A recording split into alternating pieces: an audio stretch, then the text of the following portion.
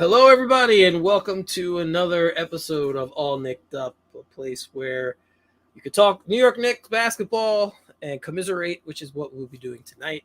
Because, man, that was rough. Anyway, the Knicks, the Atlanta Hawks at Madison Square Garden, 112-99. We're going to get right into this, so I'm not going to sit around here and talk myself. As you know, I don't do this alone. Let me bring in Ty. Let me bring in Craig. All right, gentlemen, first, hello. Well, what's up? Welcome to the therapy session again. This week's definitely a therapy session because the Knicks have played every week we've had the show. They've played every Wednesday so far. So we've been doing this every week thus far, and those games, for the most part, of at least the other ones were at least competitive. They went to overtime. Mhm. You know, this one I can't even explain. I don't even know where to begin. How do you first? Let me start by saying, how do you go from 23 up to at one point they were down 18? I believe so. How I don't know. I mean, there's, like I said, there's plenty to talk about in this one. Normally, I would just say, let's give our quick thoughts on the game, but I think we don't need to get into that. Everyone knows our thoughts are pretty crappy about this one. So let's go right in and let's start breaking it down right away with the game recap. So Craig, I'll let you go first because I have a lot to say, but I know you have a lot to say. So go ahead, man. Give us your game recap. Are there poop emojis anywhere? I want to start off like this. You guys we've known each other for what, a little over a decade now, right? Probably, yeah. You've known me in the past to be hyper emotional and very short-sighted, right? Yes. Would you say over the last 10 years or so, or at least the last couple of years, I tried to not be that way? You've grown. Right? I'm trying to be an Yes. adult, right? Tonight is not that night. I know it's only the seventh game, and there's going to be plenty more games like this. But you had a chance to come out and kind of set a tone and get back to winning, right? You lost two straight. This could have been the game you won. Everyone played like crap on the entire team. Brunson, love him to death, but he played like crap, or not enough to elevate the team. RJ played okay. Julius played horribly. Tibbs this is by far I've been on the leave Tibbs alone train for a while, right? Yeah. And you guys can all attest to that. Yes. But this is by far one of the worst games he's coached with this level of talent that he's. Now I'm not saying they're world beaters, but when you add a Hartenstein and a Brunson, you would kind of think, okay, they would be a little better. Again, I'm not saying they're a bad team. I'm not saying they're not better than they were last year. But with this team right now, this is a game you should have won, and you didn't win. And for Tibbs to not bring Grimes in at all until what? It was 2-something left in the game, maybe 4 minutes left in the game. He said it would be situational, right? I'm using his words, not mine. Situational. And you had a situation tonight where Murray was situationally kicking your arse, right? And you didn't bring him in. This is going to be completely hyperbolic and a hot take, but tonight is a fireable offense. I'm officially on the get Tibbs out of here. That was the worst coach game he's ever had in New York. What? He's got to go. Damn, I wish I had my sound effects. I don't have sound effects. I wish I did. I'll put in the sound effects. Wow. Now again, I could be completely hyperbolic and I could be in my emotions right now, and that's human nature. But this tonight was brutal, absolutely brutal. And for him, to keep Fournier in there for as long as he did, dude, what are you doing? I'm sorry, worst coach game he's had. Tomorrow I might feel differently, but right now I think he should be fired. I think the front office should be on the phone with him right now, and I hope that they are. Sorry, I'm done. Yeah, I mean, I'll let you speak next before I go. I just want to quickly comment on what Craig said. yeah, this game highlighted for me everything about him as a coach that I dislike. But I'll get into my thoughts later. Ty, you could go speak now. Give us your game recap. Well, I'm gonna first do the real sound effect. I'm gonna give him a flavor play. Wow, to Craig. He's come on board with that defiable tips thing. This was probably the first time. I mean, if we weren't prepping for a pod today, I probably would have turned off the television and been very happy doing so. Everyone looked overpaid tonight, and I usually don't even go into the whole semantics about who's making what and who's not making what or whatever. You know, it's $1 billion business. We all know that. But this is the first time I probably looked at all of their paychecks and was like, we have about $300 million worth of supposed talent, and they have DeJounte Murray. That's who they had tonight, literally, because when looking at what happened with the Hawks tonight, no one had anything but DeJounte Murray. He was the only guy who had anything going on. And being that was the case, there's no reason why you can't get something from RJ, something from Brunson, or something from Julius that remotely resembles their paycheck and their supposed level of stardom, if you want to say. There was no excuse. And I just saw a lackluster game and effort from the whole entire team, maybe outside of Hartenstein. Seemed like he came to play. I mean, I'll give Emmanuel Quickly a little bit of credit for rebounding, but, you know, to me, that's not what he's in there for. Just a lot of turnovers, lack of awareness on the blind sides from Murray coming and picking everybody's pocket. I mean, he must have a lot of pocket change tonight. He picked everybody's wallet tonight. And this guy is known to be a defender. He's one of the best in the league. And the fact that you guys, you know, those guys, I shouldn't say us, we can see it and they don't. That lack, the low IQ things just always kill me about because basketball, if a couch potato like me can watch the game and say that's what's coming next, or why are you not trying that, then it only further highlights how overpaid the other guys are.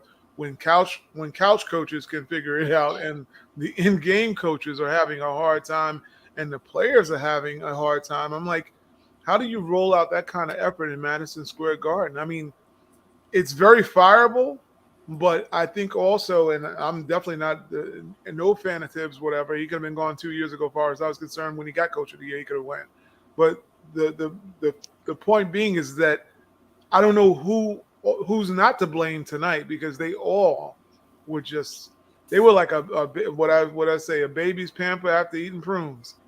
I'm going to leave it at that. That's all they were tonight. Baby pamper after eating prunes, and that's pretty dang on disgusting if anybody's changed a child. Your fecal matter is what they were tonight.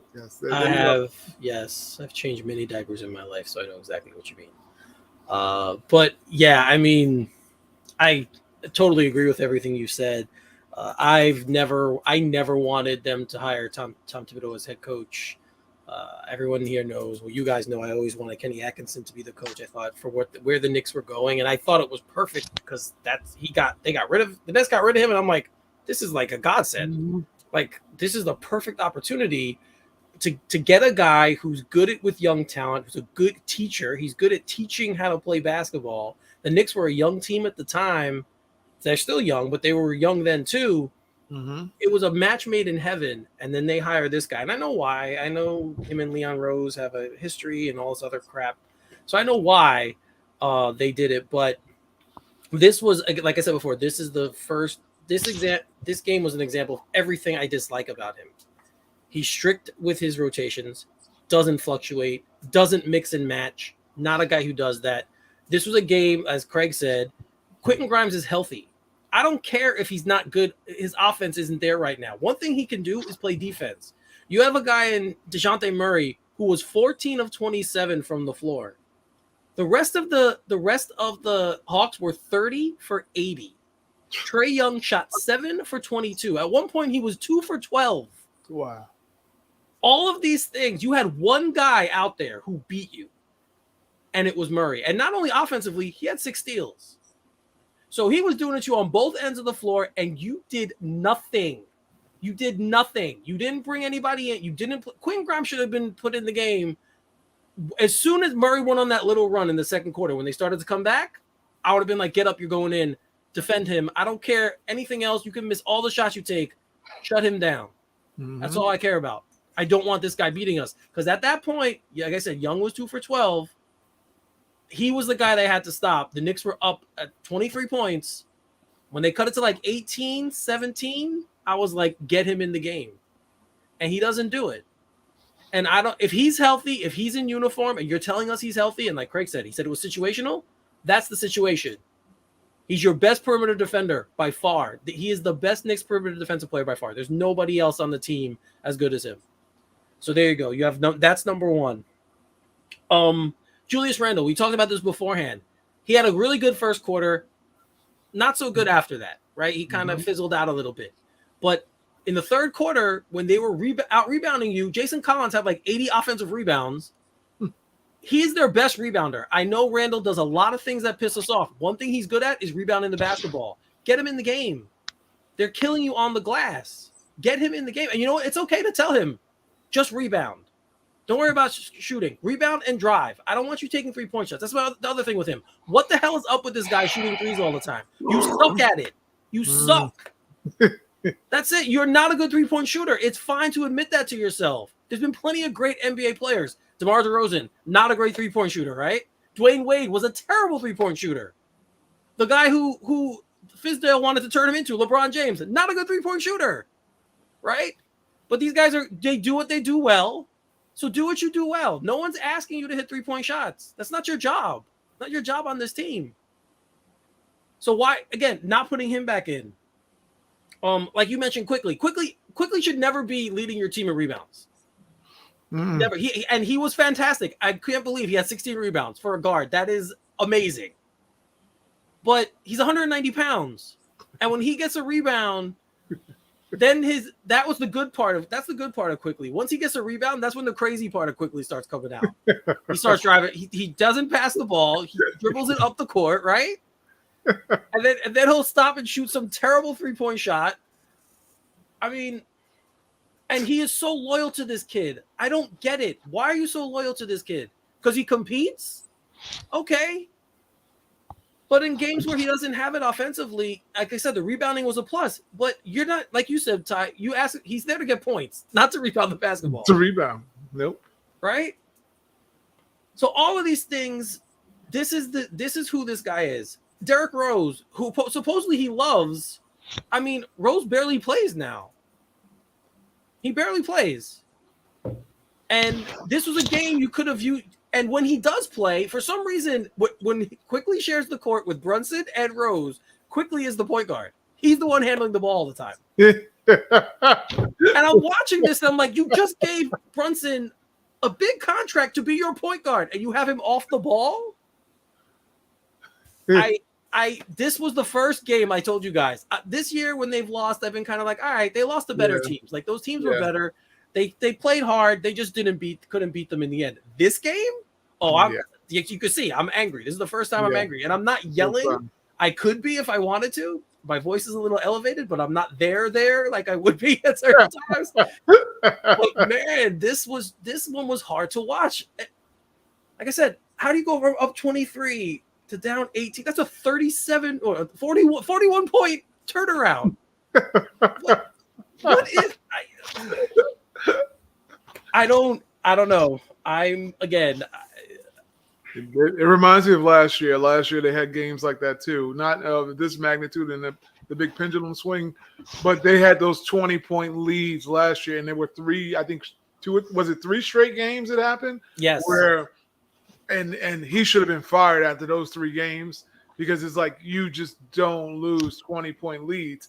And now you have a rivalry, and I'm a little upset at you're losing this rivalry. The Garden should have been booing harder, because you paid all those monies and all that popcorn, and the fans need to reflect that was unacceptable.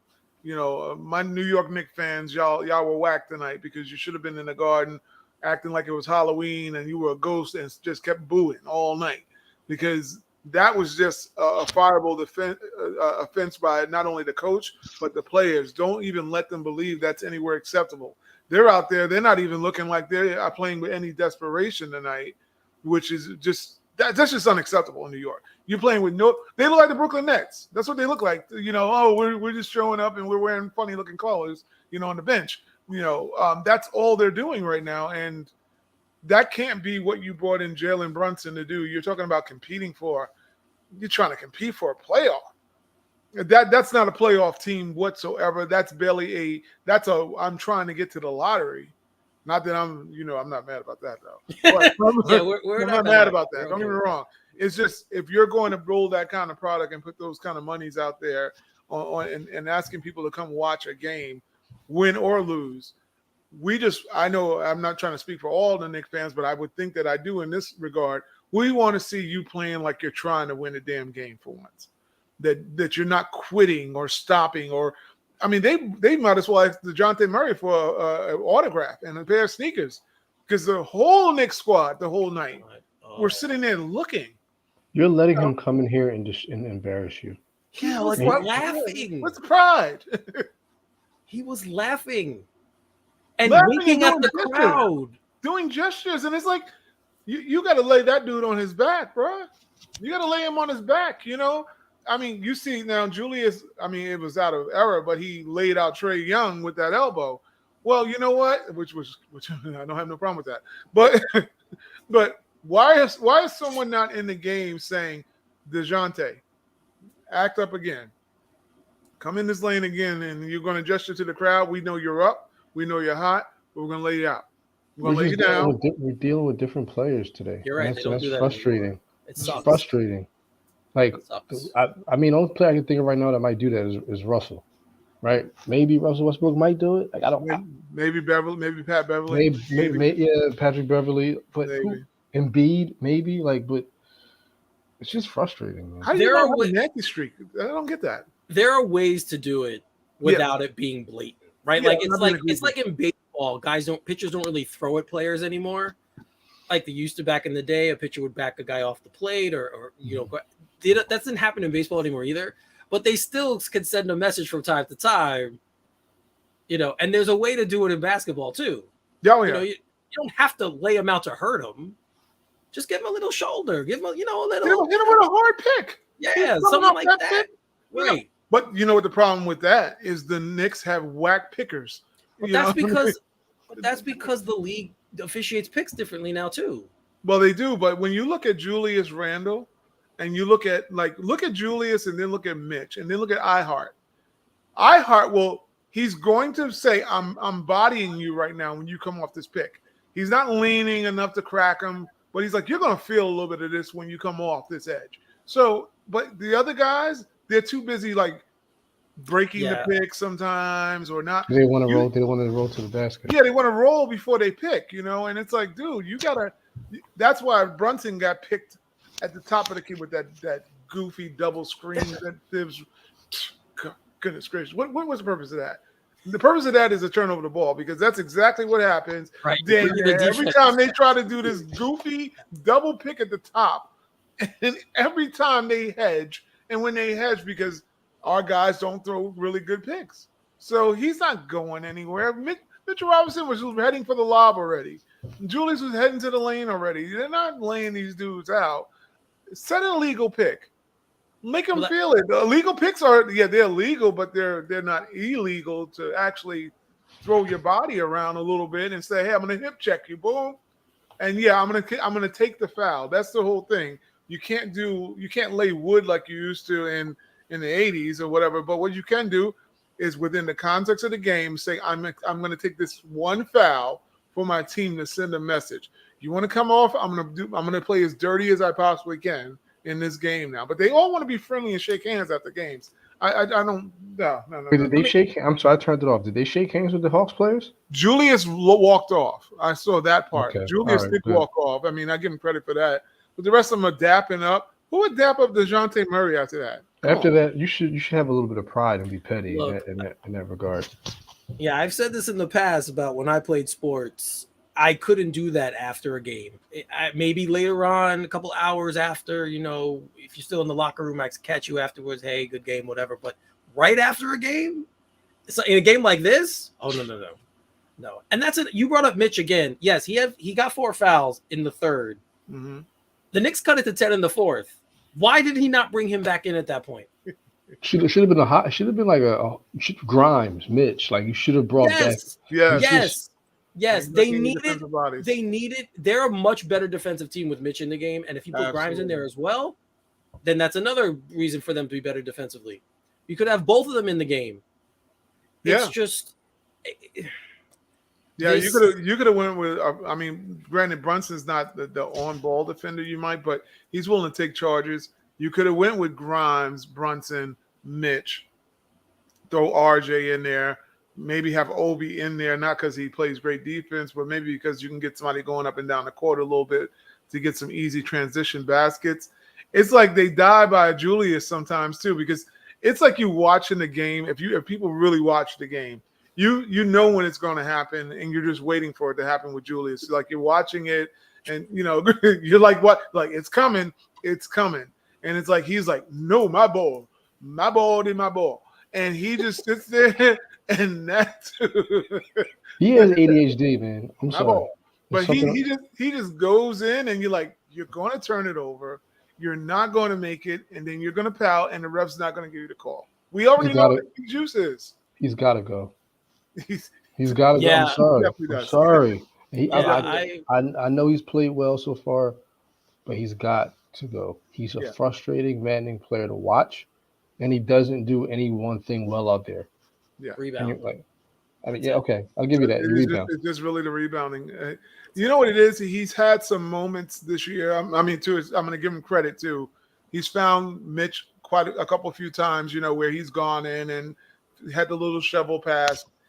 I see him trying, but it's like when you've been one way for your whole entire whatever, the rewiring is not going to happen over a season. No matter how much film he watches, we all as humans resort to comfort. Whatever you're comfortable doing is what you're going to continue to do. And he's comfortable believing that he's LeBron. And especially when times get tough, right? When you always revert to what you know. Yep. Because that's comfortable to you. Yep. So that's what he does. When things start going bad, he starts to hold the ball a little more, pat it a little bit. That spin, the whirling dervish comes back. The tilt-a-whirl comes back. I call the Booker T the spin-a-rooney. If anybody watches wrestling, the spin-a-rooney's coming. Yes. Yeah, he starts going back to what he knows. But you know what? That doesn't even piss me off. Stop shooting threes. That pisses me off. Stop it. I can't do it anymore. You know who I wanted to reach through in full strangulation tonight was Cam Reddish with that wing three that the wing had no sauce on it, blue cheese. It's like, dude, you're shooting a beeline shot and it's terrible. It's a flicker shot, which was like, dude, he hit one in the corner. I mean, I think it was on the left side of the wing or whatever, and that one was switched. Maybe that's your sweet spot. But dude, you were beelining that shot 2 or 3 times, shot it with absolutely no confidence whatsoever, and it was just ridiculously ugly. This means I'm sorry, reading Joseph. I'm reading. We're trying to read that too. The one thing I'll say about RJ's shooting, 40% for 2 points, he's like around 46, 47. That's how bad his 3-point shooting has been. So that's what's really bringing him down. But he's right. Like he's got to be more efficient. If he's going to take the threes, he's got to start hitting them. And we know it takes him a while. It's taken him a while every year to like kind of lean into that 3-point shot and get better at it. But yeah, you kind of have to do that. But he's right. That's definitely one of the biggest things. One of the biggest problems. And my thing is too with RJ. I've always been from my fandom since I can remember watching basketball.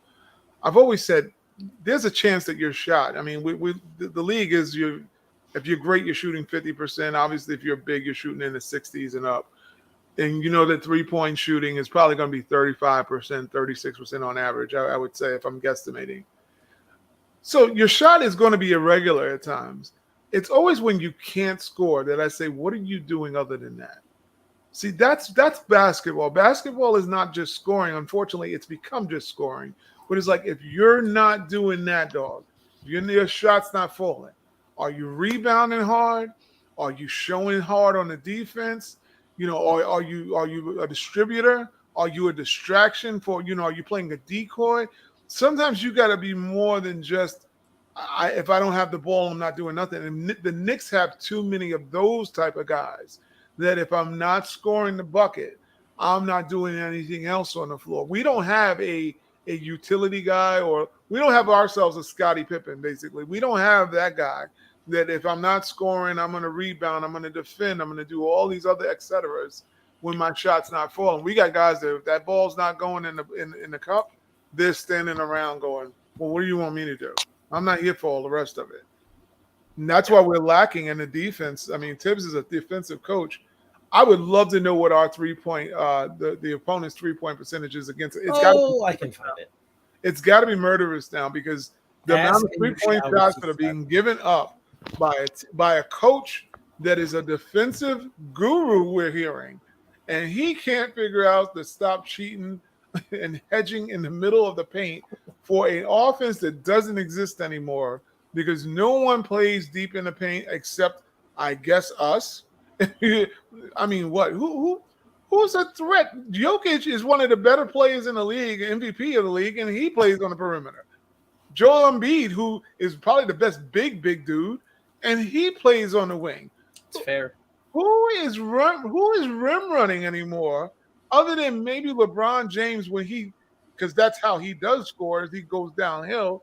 He's a downhill player. But how many true downhill post-game players? There's none. DeRozan. Maybe Nurkic. Think about that. In this whole league, everybody's playing an Al Horford type role as the five. They're playing, I'm going out to the paint, I'm going out to the perimeter, I'm shooting from the wing, and I'm not posting nobody out. So why the hell are you worried about who's in the paint? Saying, oh, we need rim protection. No, you don't. You don't need rim protection because nobody paint. Karl-Anthony Towns was playing last night like Robert Horry. Come on, let's just be real. There's no one posting up like that. No, it's weird. It's weird. The Knicks their teams are only shooting 33% from three against them, but they're giving up the most attempts in the league. See? They're giving up 41 attempts per game. So that speaks to what you're saying. Those are the shots they're giving up because they play that sagging defense where they just they show and then they lag back in. You know, they sag back in the lane. But yeah, that's what they're giving up. It's only 33%, but their timely 3-pointers when they're giving them up. That's right. The thing. Collectively, that's why I don't like analytics too much sometimes, because when you're watching the game, they go, oh, they're only giving up that.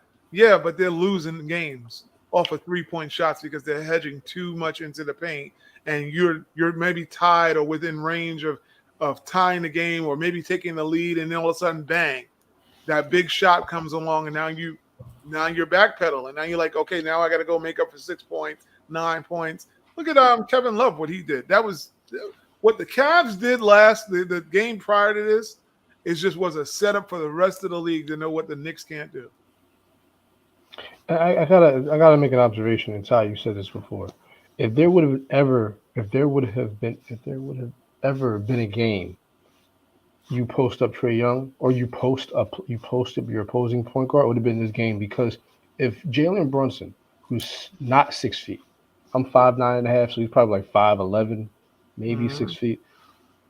He posts up guards who are taller than he is. You got Trae Young in the game. He can't guard anyone.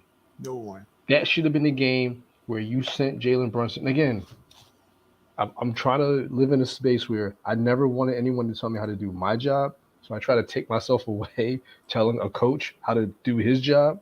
But this is just plainly obvious. You have a guard who cannot guard anyone, and you have a post-up guard who could have destroyed him. Tonight was just one of those games where I wanted to throw my phone across the room, but I knew if I would have did that, I woke the baby up. So I just had to like sit there. Well, oh my God, it was so frustrating. There are some other problems, obviously, but there are some other issues that the Knicks are having. They're not hitting their free throws. Yes. That's another problem they're having. Yes. They're only shooting 71% as a team from the free throw line, and they're getting there 16 times a game. So it's not like that's not enough for me, but they're still getting there enough where if you hit them, That's extra points in your pocket. Um, I think then RJ's leading them in free Like throws shooting. 78%. I think 78 or 79. he's 80%. Yeah, he's right around 80%. And now that's bad because Quickly, who was the better free throw shooter, and Julius, I think, was decent at least. Quickly is like, I think, shooting like 60% or some ridiculous number this year so far. And I'm gonna also say this about the refs because it's bothering me a little bit that I feel like at least for when Barrett drives, there's a lot of times he gets contact and they don't call anything. Mm-hmm. They kind of swallow the whistle. And in my head, I'm like, what else is he supposed to do? Because that's his game, and that's kind of what he does, and he likes getting to the line. And last year, you were giving him those calls. Mm-hmm. So why is he not getting them now? What's the problem? What's changed? I don't get that part. I don't understand it. I feel like, you'd feel like he kind of established himself a little bit second half of last year, especially when he had a great second half, got to the free throw line a ton. Like you feel like, okay, now he's arrived. This is what they're going to recognize what he does and give him that courtesy. So far this year, he hasn't gotten it. So that's one of the things that have bothered me a little bit. Also in the last few games, I feel like Jalen Brunson, they're kind of showing his limitations a little bit. When he's not hitting the runner and he's not doing the little mid-rangey things that he does well. He's not a great 3-point shooter, so that kind of, in this day and age with the point guard in the NBA, if you're not a great 3-point shooter, it's kind of a detriment, especially on a team that needs him to be a good one because we don't have a lot of shooting.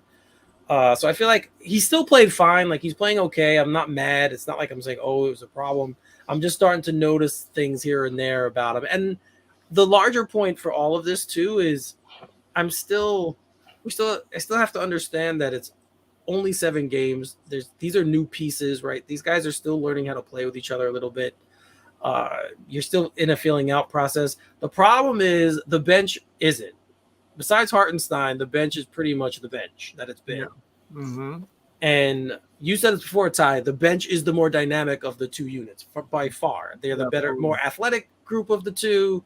Mm-hmm. Outside of Robinson and Hartenstein, everyone else on the bench is probably more athletic than all the Knicks starters.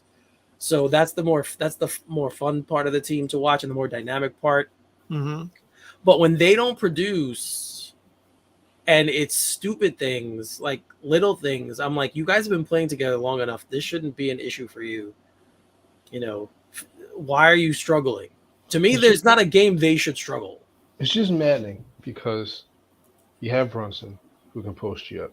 You have Randall who can post you up. And if you switch those roles, again, I don't want Randall shooting the three, but if you have Brunson posting someone up, they're going to collapse on you, especially if it's a Trae Young. They're going to collapse. If you kick it out to Julius and he's making those threes, you have to live with that because he's open, right?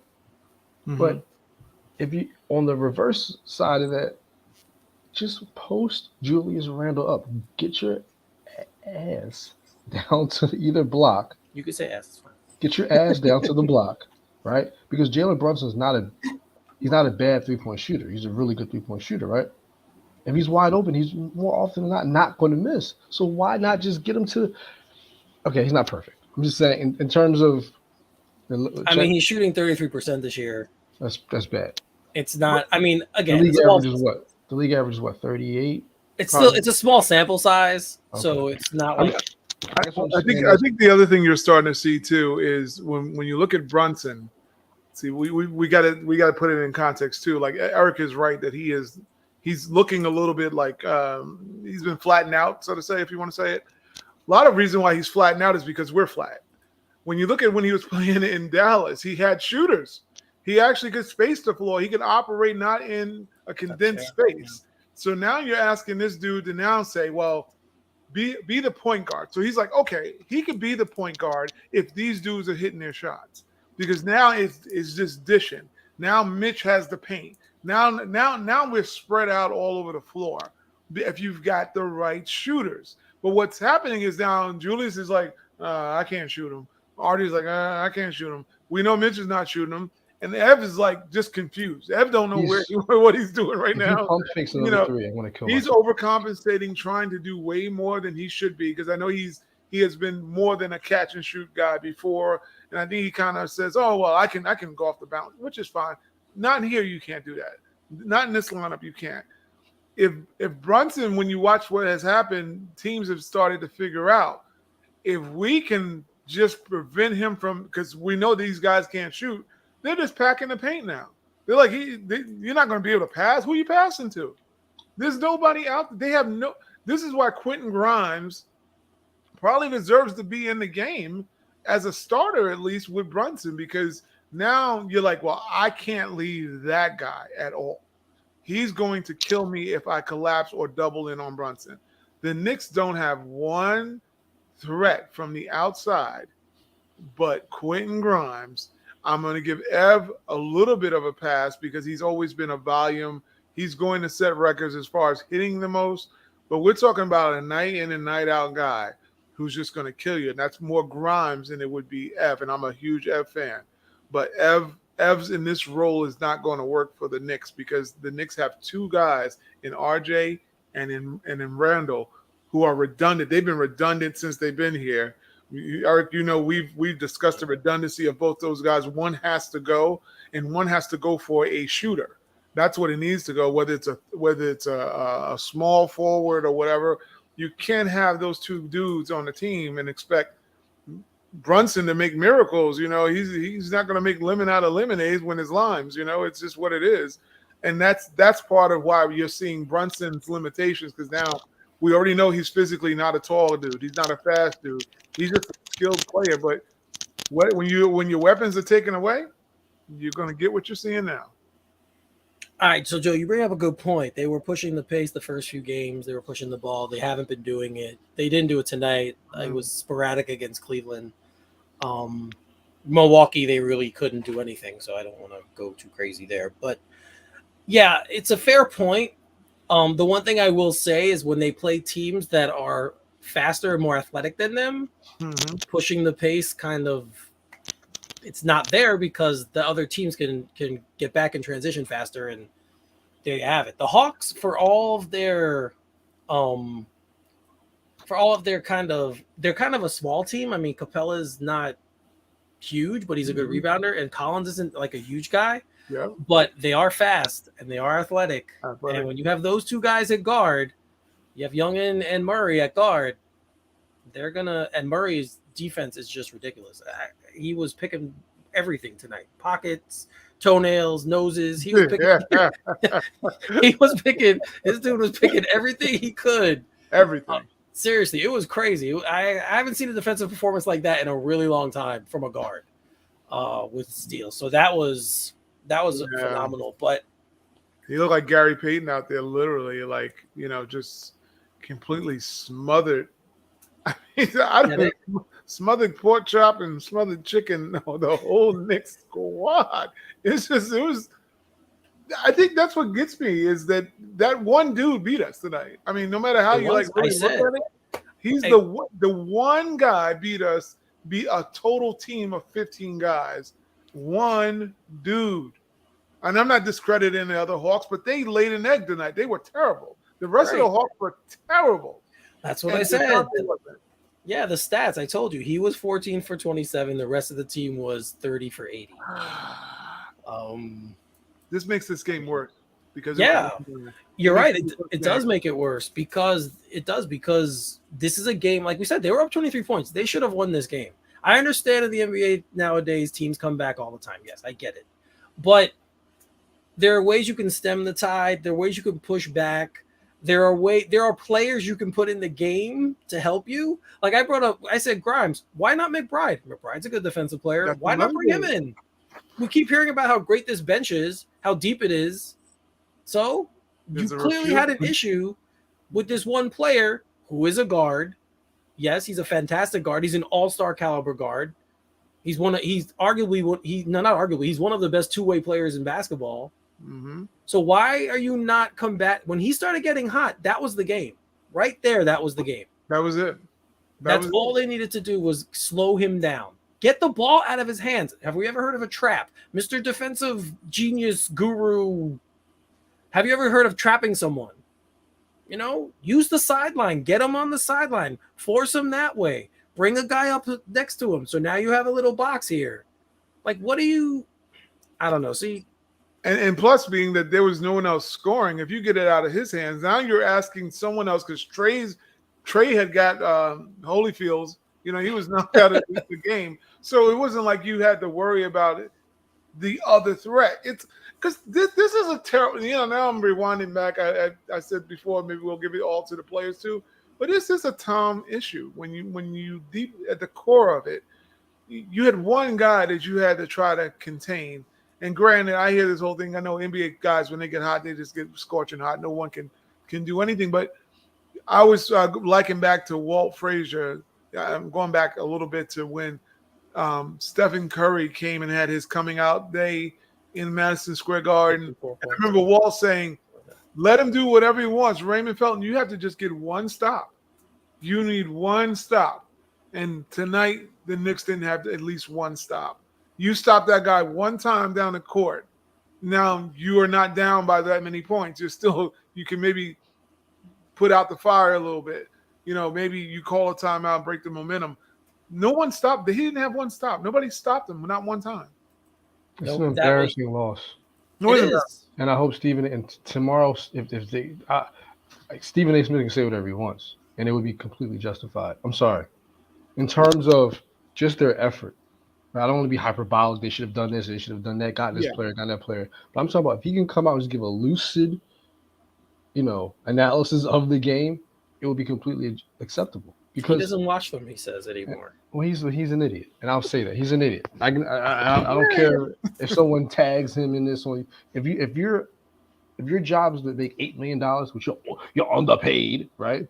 and then be a Knicks fan and then go and get up and not watch the game, then you're an idiot. So that means you're just going on TV and you're just spouting nonsense because you can. He's looking at the score and then he just runs it up. That's all it is. Yeah, this, like you said, this game, this is a maddening loss. And I don't know. There are certain times during a season where you have games like this and you're just kind of like, whatever, it's a game like that. But not this one. This was a game they should have won. They could have won. They needed to win, in my opinion. Yeah. It was one of the winnable games in this stretch that they had. I thought, okay, the Hawks are good. They're a good team. Young, like I said, athletic. But you're at home. You're at home and you're up 23 points. I can understand a team coming back, but you had no business losing tonight. And that's something that we've seen a little bit too frequent with this specific coach. Yeah. And again, it's like I said before, all the things I dislike about him were on display in this game. They were. Every single thing that makes him a bad coach was here. And it's just not, I don't know. Like they're not going to fire him. I'm stupid to even think that they'll. No, they're not. They're not. And if they do, it won't be till after the season. So I'm not going to think it's not going to happen here. But yeah, that this game bothers me. Like I said, I don't let games get me angry anymore. I used to when I was younger. As I gotten older, I'm kind of like, I still got to go to work tomorrow. Why am I going to get all angry? It doesn't really impact my life one way or another. But to this game, yes, this game angered me a lot. So, all right. So let's quickly talk about. Let's go around the NBA because we have some. There's a lot of. We don't have to go too far for this around the NBA. We literally have to go to Brooklyn because it's not Brooklyn. It's not too far. And you brought up Stephen A. Craig. He actually picked the Nets to win the title before the season. So you could go if you want to tag him in that and say you must be crazy. Mr. Cleo himself, right? What's he say? Lay off the weed. That's Stephen A. You got Lamar Odom who smokes crack. You smoke crack, don't you? You're smoking crack. So the circus, crusty. The circus has come back to Brooklyn. Literally. It used to be at MSG every year. We'd hit the circus, Ringling Brothers, or whatever. Now it's going to Barclays Center in Brooklyn because in the last week and a half, it's not. It's been actually the whole season and the past few seasons, Mm-hmm. and it always centers around Kyrie Irving, right? Like he's the one guy. Like I said, Durant's weird and he gets into it with fans on Twitter, social media, and whatever. That's fine. But when he comes to the court, he's all about basketball. He plays ball. That's what he wants to do. But this dude, he just can't get out of his own way. He thinks he's smarter than everyone. Number one, always thinks he's the smartest guy in the room. Whenever you think that, that's always a bad thing. But he decided to share a movie that I think, what did I say? Hebrews to Negroes or something. That's what it's called, or something like that. Heroes to Blacks, I think it might be, or something. It was something, yeah, it was something like that context. And now, full disclosure, I have not seen this movie. Nor have I. Right, I don't. Neither None have of I. us seen it. I'm not Right, spending none of us- $11 for that. None of us here have watched it, so I'm not trying to say I've seen this film. I've just heard a couple things about it. I read up on what it has in it. It's anti-Semitic tropes, and Kyrie didn't point fingers at anyone. He didn't he wasn't doing anything. He wasn't pointing fingers, but he's promoting this movie by sharing it when you have as many followers as he does. And I think he even kind of said, you might want to check this out or check this out. I think that was in the tweet or Instagram, wherever you did it. At that point, you're kind of promoting it. Now, I don't even know if he's seen the whole movie. I don't even know if that. There's been rumors that he hasn't, so I don't even know. Let me just give the title of it. It's Hebrews to Negroes, Wake Up Black America. It was made in 2018. Yeah, and I think it might be actually a product of the Black Israelites. Wouldn't shock me if that. I think that's who did it. And if you live in New York, you've seen the Black Israelites. Absolutely. Craig, I don't know if they have them in Philly. No, we have them in Philly. You have them in Philly. So yeah, so you've seen them before, right? We all know what they do and what they preach. So I think that's who did the movie, or that's kind of what it's about. But it's not so much that he did this, it's the fact that he doesn't realize what it means to people, what it means to a certain amount of people. And there's no empathy there. He doesn't care. And he's very insensitive to the thoughts of other people. And he's done this in other instances. It's not as pronounced, but Kyrie has said stuff like this in the past about other things where it's just I don't understand the point of it. Like, I don't know. But it's causing a lot of problems. We've discussed it in our chat every day. We've discussed it about how should he be punished? Should he not be punished? What exactly did he do wrong here? Technically nothing, I guess. But, what would you do if you were the NBA? How would you handle it? Wow, that's a very interesting thing. I don't think I would suspend him. I think I would do more like a David Stern. I think David Stern was one of those commissioners that he brought you into his office, and I think you kind of got the gist of where it was going, without the public's knowledge of what was going on. I've heard former NBA players during David Stern's tenure, and probably this doesn't happen on his watch, to be very honest. You probably get the one incident of when he left the compound and went to party and talking about whatever he was doing. He was going through his emotions, but he was at a club. Don't stop, get it. That wouldn't happen on David Stern's watch to begin with. But needless to say, I think I would probably do a David Stern, bringing him into the office and say, "Hey, what is going on? We understand we understand you have all the freedoms you want, but I would probably let him know that this is probably not going to be a long-term stay for you in the NBA if this is continuing, because whether they want to say, you can't say the word blackball, obviously, you can't say you're going to be ousted. But we saw Allen Iverson, how he got treated. We saw how Stephon Marbury got treated. We saw how Nate Robinson got treated because people got tired of their ish. So I think the thing is that message probably needs to be sent that, hey, you are in a public platform. Our fan base is everywhere. So you may want to start thinking about your future in the league if you're going to continue along these antics, because yeah, you're entitled to your opinion. You just may not have that opinion here anymore. But you can do whatever you want when you're not here. And I think that's the message that might needs to be sent to him, because his lack of awareness is more so an issue because I don't know what his platform is. And I think if he came out, and we've discussed this, I think one of my major issues with Kyrie is you're sharing stuff and you're talking stuff. And when people come and ask you why you're doing these things, what is this about? What does this pertain to? The dude gets swollen in the chest and he gets defiant. And like I watched the interview or the press conference, and he just basically came and look, I'm gonna read what I want to read, but dare you not ask me a question about this again, and drops the mic. And it's like, well, dude, you know the press has a job whether you like them or love them. You're in a public position. Everybody knows you. You know, you get paid to have a mic thrown in your face and ask questions after games. If you don't want that, you need to quit, because that's going to come with, that's part of the territory. It's mandatory. You talk to the reporters. This is part of the paycheck. I hate to say it. I think, well, I've said before, the issue with Kyrie is he thinks he's a normal person. Like, he's just an average person like me who can go on Twitter or go whatever, Tyran's platform says blah, blah, blah, blah.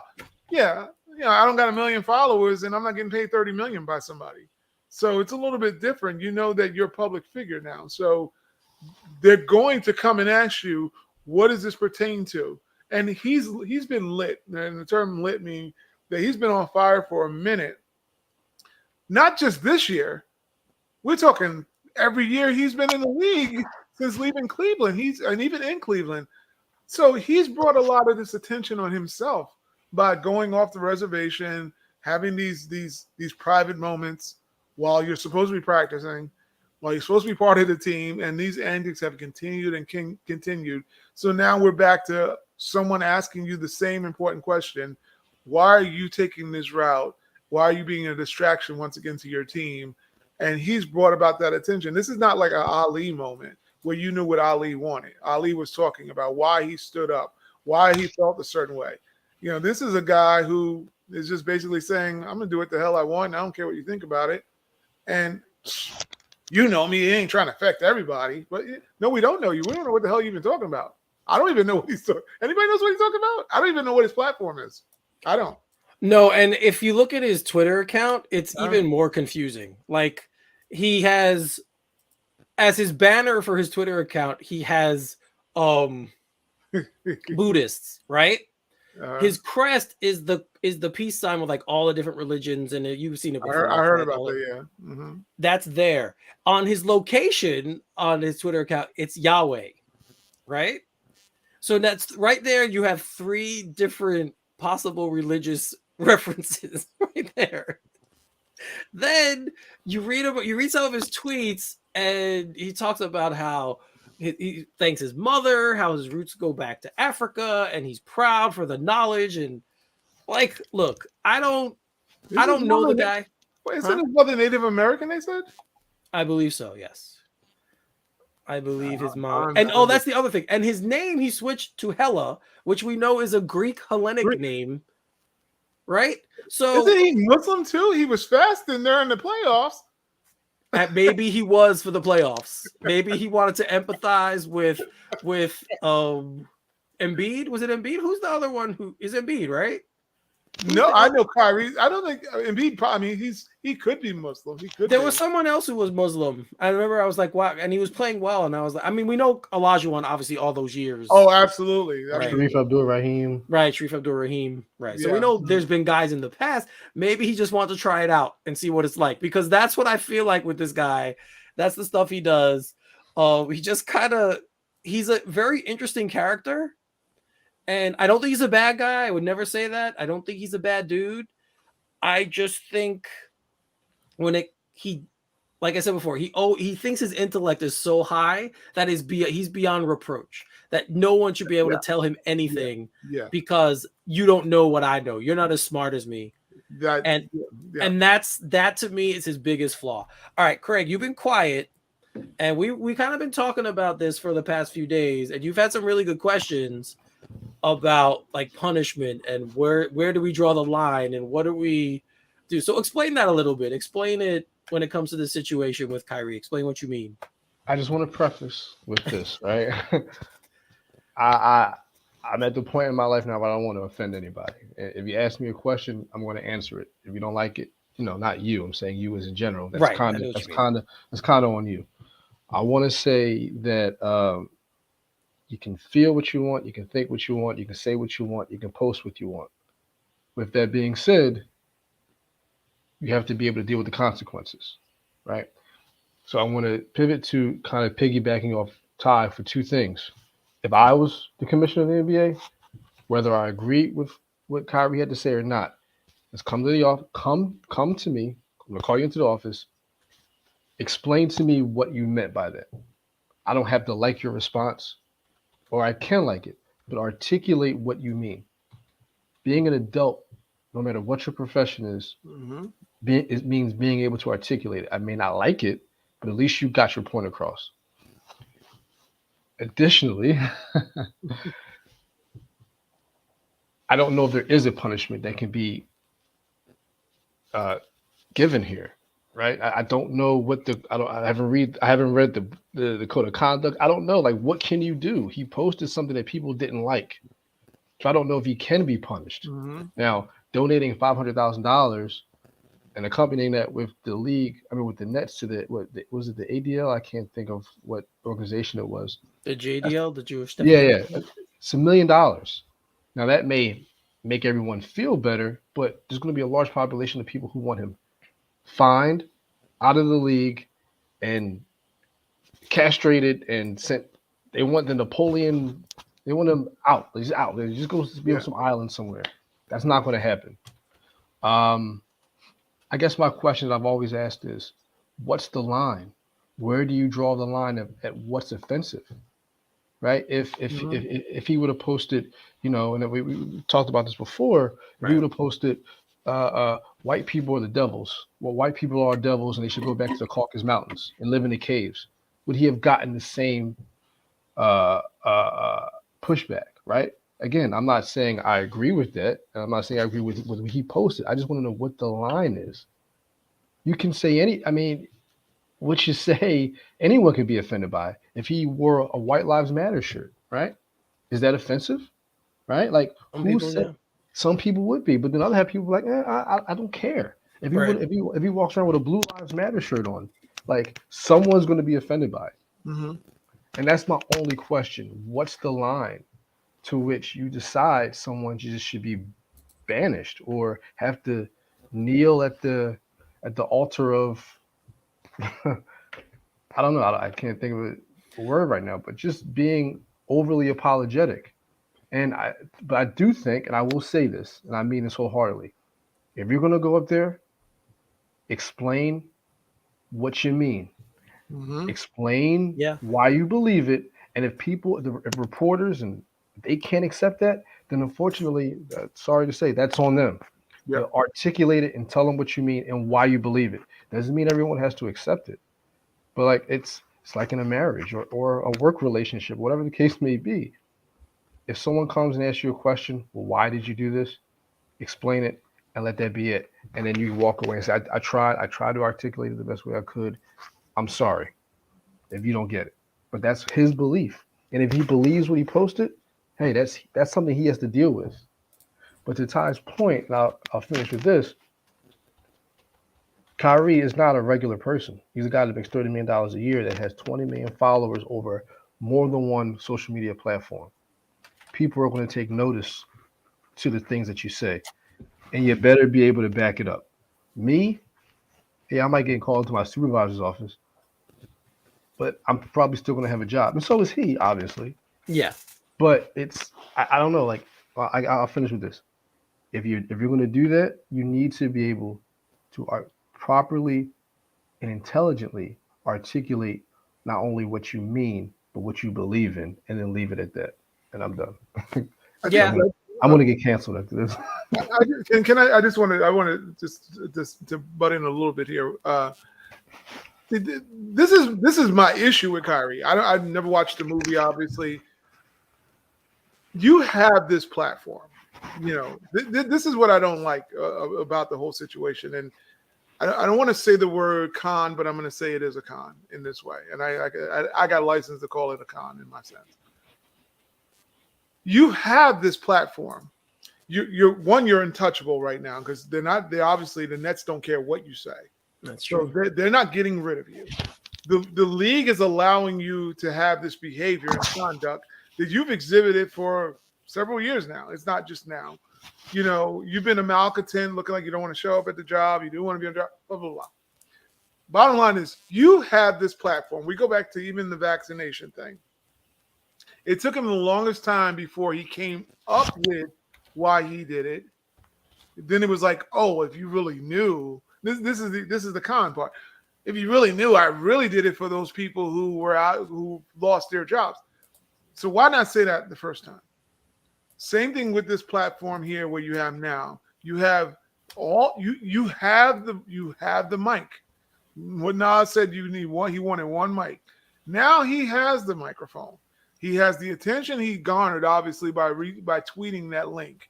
So he wanted people to know that he was in the know about the knowledge of whatever's in that video that he found to be, you know, informative to his people, if you want to say, or his audience of people that he believes follow him. Now a reporter comes, or reporters are there now. You're in New York, you're in Brooklyn and the Barclays, and everybody has a mic in your face now, and they're saying, tell us what this is about. Or you could at least you could have flipped it and said, you want to know why I shared that link? I'm going to tell you why. And this is to answer all your questions. Now, whatever you believe in, the whole world will know about it, because now you're saying this is part of my plight to change my culture, to inform my people, whatever the story is. That was your turn. If you're going to be black, as Karis one has his own, black, I guess that's what he's claiming. He's going to be the blackest man on the planet. Then why not now? Why not have that microphone and have that audience and say, you know why I shared that? It's not my problem with the Jewish community. I'm not trying to be anti-Semitic. However, points made in the movie were blah, blah, blah. And this is something I believe the whole world needs to be informed by. Because the only vagueness we got was he said something about, about religion and this clears up some things in the origin of religion. Whatever it is, tell people what it is that you're doing. To me, it's him being annoying because he can. And it's a con because if you have the microphone and platform, why not push the agenda if these are Black Israelites and you are one of the Black Israelites or whatever you believe in? Now you're the voice of these people. Why not be the full voice? Just say it. Just own it. And I think people they may not agree with you. They may think you're crazy, but at least you're owning what you believe. And everyone, they don't have to respect you, but I think they're like, okay, what else can we do now? There's nothing they can do to you because you're owning it. And that's all I kind of wish he would do. I don't want to. I don't like seeing anybody canceled, even someone I don't agree with. I don't want to see anyone lose their livelihood. I don't like that. It's just for me, that's the growth in me. I don't see anyone lose their job or anyone be embarrassed. But if that's the case, you better own what you're saying, and that way you're essentially bulletproof at this point. Because if you believe the Black, you believe in that, then that's your belief. There are people who believe in Satanism, right? They're not getting that, right? So they're the Church of Satan. If they believe it, do what you got to do. And that way, for me, I may not agree with him, but I'll have respect for him because you know what? He's living in his truth. And there's people living in their truth every day. I heard there are people who think they're cats, right? And they're living in their truth. Live in your truth, Kyrie. That's all I got. That's all you should be doing. And if people are still trying to bring you down for living in your truth, then that's their problem. And you go live in your corner, in your bubble, and live your truth and just be who you are. That's just, I don't know. I think we're living in a space now. It doesn't matter. It doesn't matter where you are. People want you to. This is tribalism that we have in our society that is migrated into entertainment. And you'd always think that entertainment would be untouchable, but now you can't even watch a movie. Now you can't watch sports. You can't. I'm sorry. We'll talk about it off. No. Like this is good. I think it's good. This is good. This is good. And I agree with a lot of what you both said. John, our former fourth member of the crew, John asked today. Is he dead? Who's he that guy? asked today in the chat, he's like, why hasn't he been suspended? Why hasn't something been done? And my first response was, I don't think it would matter if he was. Like, it's not going to bother him. No. It's not going to do anything. And I just think, for example, the other night at the game, after this became a big deal and came out, there were Jewish people sitting in the front row at Barclays, and they were having a conversation with Kyrie. And all he was saying in a smug manner, from what I've been told, was, I appreciate you guys. Thank you. That's all he was saying. He didn't tell them, he didn't try and clear up his point. He didn't try and clear up, like you guys are saying, let me tell you why. Like him going up to them, you know what? Okay, you're here. Let me talk to you. Let me tell you why, why I said that or why I promoted this movie or whatever. Could have done that right then and there. Those people would have at least had an understanding. They might not have liked it, but at least you have an answer and you could go on with your day. Move on, move forward. It's the no empathy thing that bothers me more than anything else. Like, you play in Brooklyn, Ty, Brooklyn. Live from Bedford. There's a very big Jewish population in New York overall, but Brooklyn especially, right? So that's number one. So that's tone deaf right then and there. And number two, this is not the first time you've done something weird. Like, this is not the first time you've made weird comments. I mean, you got into it with Kareem. Like, he got into it with Kareem Abdul-Jabbar in the past. Like, you've gotten into these weird conversations. And I have some issues with some of the stuff Kareem says sometimes. He's kind of like the Jim Brown of, like, how Jim Brown is, whatever. Like, sometimes they say something like, you know what? No. Yeah. But it's fine. You're allowed to say what you want. But, again, it's the lack of understanding, being empathetic towards someone else's situation, especially, and I mean, I'm saying this as a white man who, let's be honest, I don't have any real issues in life if I step outside my door. There's really nothing I have to combat in my life. I've never had, no one looks at me, maybe they do with my beard, I don't know, but feels threatened immediately. Like, I don't have that presence with people.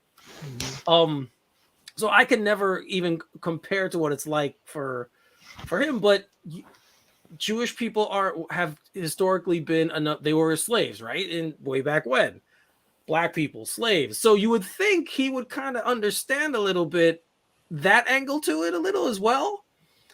So I don't know. I just look at this whole situation when I try to understand where this guy's coming from, and I try. Like I said, I could have had the knee-jerk reaction everyone else had to be like, he's terrible, get rid of him. And I didn't want to do that because... I think that's the problem, though, right? Right, and you're right. I think that's the problem. I mean, and I don't mean to cut you off. I apologize. But I am not a Malcolm X historian by any stretch of the imagination, right? But from all the things you've read and you watch, and I'm not talking about the movie, I'm saying like actual footage of him speaking, he spoke his truth. Right? He was able to articulate why he felt a certain way. Exactly. And I think that if Kyrie, because I'm taking a guess here, right? But I would assume Kyrie probably respects Malcolm X, right? Yeah. So if you were to take that tact, then there's nothing anyone can do to you, right? They can hurt you. I mean, they can say bad words to you. They can make you feel a certain type of way. They can tell you you're an evil, horrible person. But just make your point. If someone questions you, articulate it. Yeah. And as long as this girl don't have a flat booty, Joe, that's all I care about. Right? But in terms of just own what you're saying. And I think people, you're Teflon at that point. That's just my opinion. Most people probably won't agree. They probably want him ostracized in some island off Bermuda somewhere. But just own your stuff, man. Like, if I say something to you guys, most of the time in our private chats, you guys don't agree, but I say, okay, this is how I feel, and that's it. It's funny you said about the Malcolm X thing, and that was I can appreciate that take, because when you watch old footage of Malcolm, he went on the talk shows that were like, he went to the Lions Den, man. Yeah, you watch that material, and I think the thing was, and he was a guy who was misunderstood in a lot of ways until you got a chance to know the context of his life and what his mission, but more so his articulation and his knowledge about what he was talking about, what his truth was, what he believed in, why. He had an answer for everything. Like, whenever you hit him to the side, he was like, no, block, I can block that, I can block that. whether you agreed with it or not, he had in his mind and in his articulation and his intelligence and in his soul what those things meant to him and why he was standing 10 toes deep in his beliefs. These guys now are wishy-washy. They don't believe in nothing but their ego. That's part of the issue when you see, that's what I mean by the con. It's easy for him to get up there and say, click on this link because he's not getting fired. He's not losing a paycheck, and he's been proven that he can get away with just about anything. Pretty soon he's going to say, I can shoot somebody in Brooklyn and not, but that's a different show. But, he's approaching that because he's not being penalized. Brian Windhorst was on, I think it was, he must have been on ESPN. I was listening to some cast about him, and he was like, well, this to the point, everybody knows Brooklyn won't do anything, and his talent is not even to the point or the level where they are getting benefits from him being on the team. They just won't do anything, and he knows it. So when you have that freedom to say, I can just put a screw in someone and be an annoyance, and I know it's not going to be, because he can. That's why this is going on, because he can. I don't know if he believes it in the things he's even talking about. He just know that he can be the sore ass, in a seat right now, and nobody's going to say anything. There's not going to be someone pulling them to the side like, Magic Johnson or Isaiah Thomas and say, hey, back in the days, that's what a lot of those guys, they were like the policing of these young guys. Say, hey, young buck, come over here. Let me talk to you for a little minute. We understand your passion and what you're after, but you're making the rest of us look bad too. So how about we do it this way? There's no one in the league like that no more. Everybody's got their little platforms, their own brands. They, they don't want to be involved with any controversy, but then they kind of cape for their fellow basketball. Yeah, and that's exactly where I was going, right? I mean, because again, he unknowingly or unwillingly, I guess this would be my last point about this, is showing how hypocritical these players are, right? Social unrest, China, whatever the case may be, COVID, voting. Mm-hmm. He's showing, and he's doing them a disservice, right? Because he's giving them a chance to correct him, correct him, but they won't. They won't, because I'll make a hot take here. I wouldn't be surprised if some of the players, his contemporaries, probably agree with what he's saying. It's fair. I thought about that too. And they won't say anything because why? Because I agree. And that's their right too. And I just think that we're kind of, Eric, we've spoken about this off air a lot. And, this is where you and I will always agree is it's that, what's the word I'm looking for here? Hypocriticalness, right? Where people, they don't know where they are. They don't know where they stand on things. And they just kind of like, well, okay, I agree with this, but I don't agree with that. But I'm definitely going to say something about this, but I'm not going to say anything about that. And he's showing, and he's probably doing his other players a disservice, like I said, because they're not saying anything. No. And I'm not saying they should, but they're not. And so now you have people on, WFAN and all these other places saying, well, where are the players? They stand up for this, they stand up for that. Why are they stand up for this? Well, some of those guys, maybe they don't really care either about the things that they were capable of. Some of those guys were walking around, and I'm not trying to assume. I'm just going to say that maybe it's just symbolic, and they're just wearing the chains. The sevens.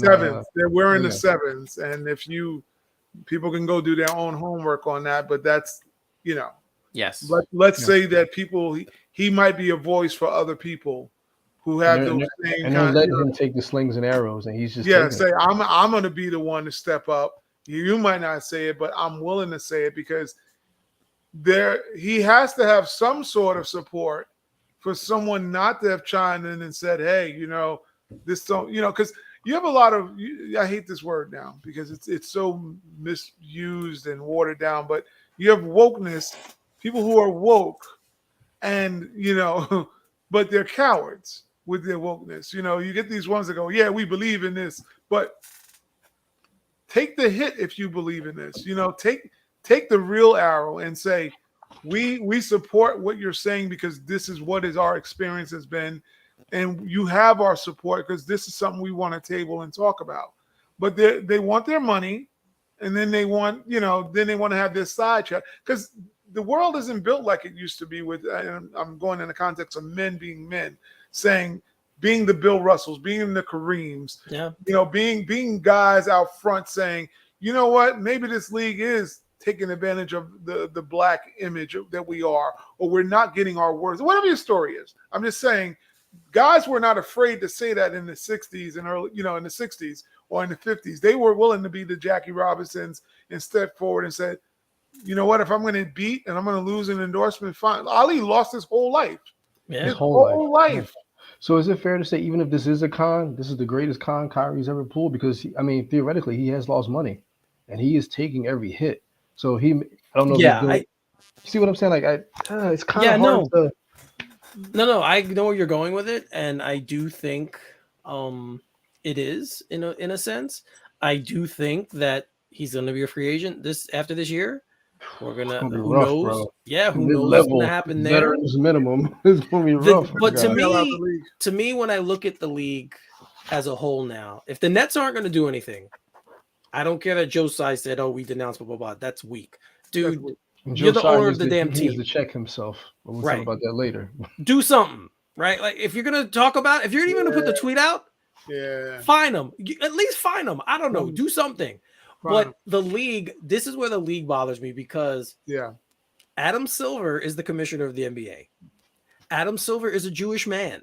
Yes, he is. Let me ask you a question. How would that look if he did that as a Jewish man? Would it look, what's the word I'm looking for here? Adversarial or not adversarial? No, it would look empathetic. He would be showing the empathy that Kyrie's not showing by saying, you know what, dude? I'm suspending you for, and it doesn't have to be for the season. It doesn't have to be for the whole year. It could be for, 2 weeks, a month. So let me ask you this, though. 30 games. Because that didn't turn Kyrie into a martyr. Because a martyr in the sense of, because there are people, whether we agree with them or not, players and otherwise, who would say, well, whoa, hold on, time out. You're stifling this man. Again, I'm just playing devil's advocate. He can still say what he wants. I want to make that perfectly clear. Say what the hell you want. Yeah. Right? There are going to be people out there who will say, well, hold on, why are you, and Ty knows what I'm about to say. Yeah. People out there are going to say, why are you stifling this black man's voice? Yep. Everybody can say what they want all the time, and people will go with it, and then they're going to use it and say, hey, why are you stifling? It's always a game. I would say this. Donald Sterling lost his team, right? Yeah, I was about to say that. And that's a problem. It might be like how it happened. Yes, how it happened. I agree with you. There was entrapment there. Yeah. She got this recording.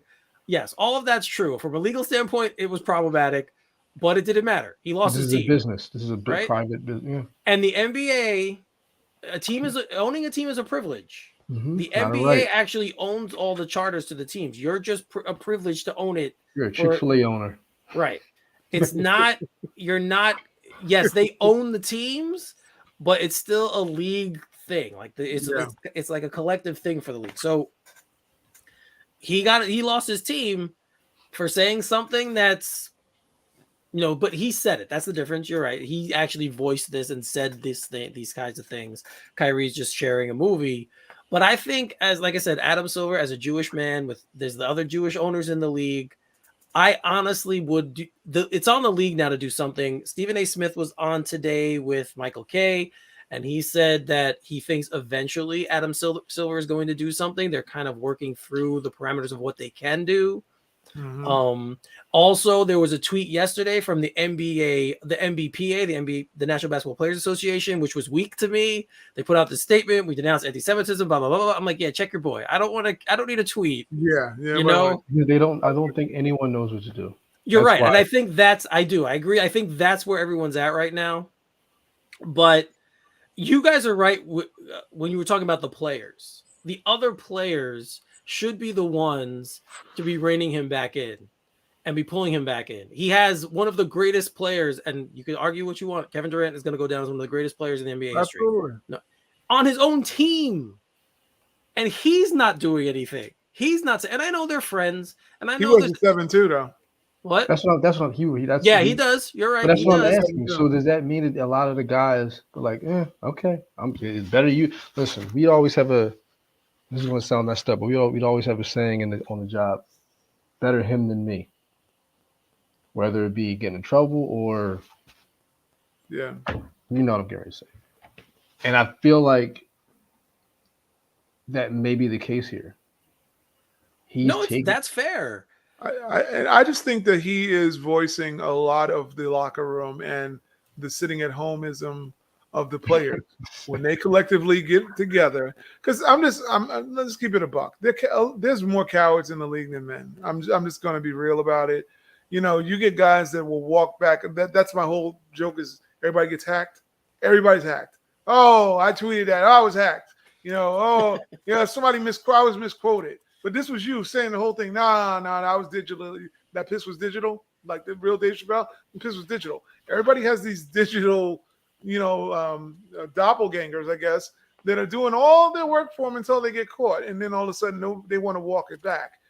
And I think Kyrie, in a sense, he hasn't walked it back, but he didn't walk it forward either. So for him. Some guys might say, man, that Kyrie sure told him. Look at him out there out front being the dude. But he didn't really take a bunch of arrows. He kind of took a dart. But for if you're a coward, that looks brave. That he took the dart you're not willing to take. Because he may very well have said, you guys don't want to say it, you don't want to say it, I'm gonna go say it, but I got bodyguards. It's like the small dude in the club that wants to start the fight because he knows he has big guys that are backing him up. This is kind of Kyrie looking like the big dude. He didn't really go out and throw a punch, but, he looked like he could throw a punch. And that might seem like, that might make him a hero. You hear how many guys talk so great about Kyrie? Like when they talk about him, they put him up very high in the league. Yeah, they do. They talk so glowingly. Oh, the greatness of Kyrie, because you've heard he's the most skilled player ever. So he has some sort of magic wand he's waved over a lot of players who, like I said, you're going to find more that agree with him, less willing to say it.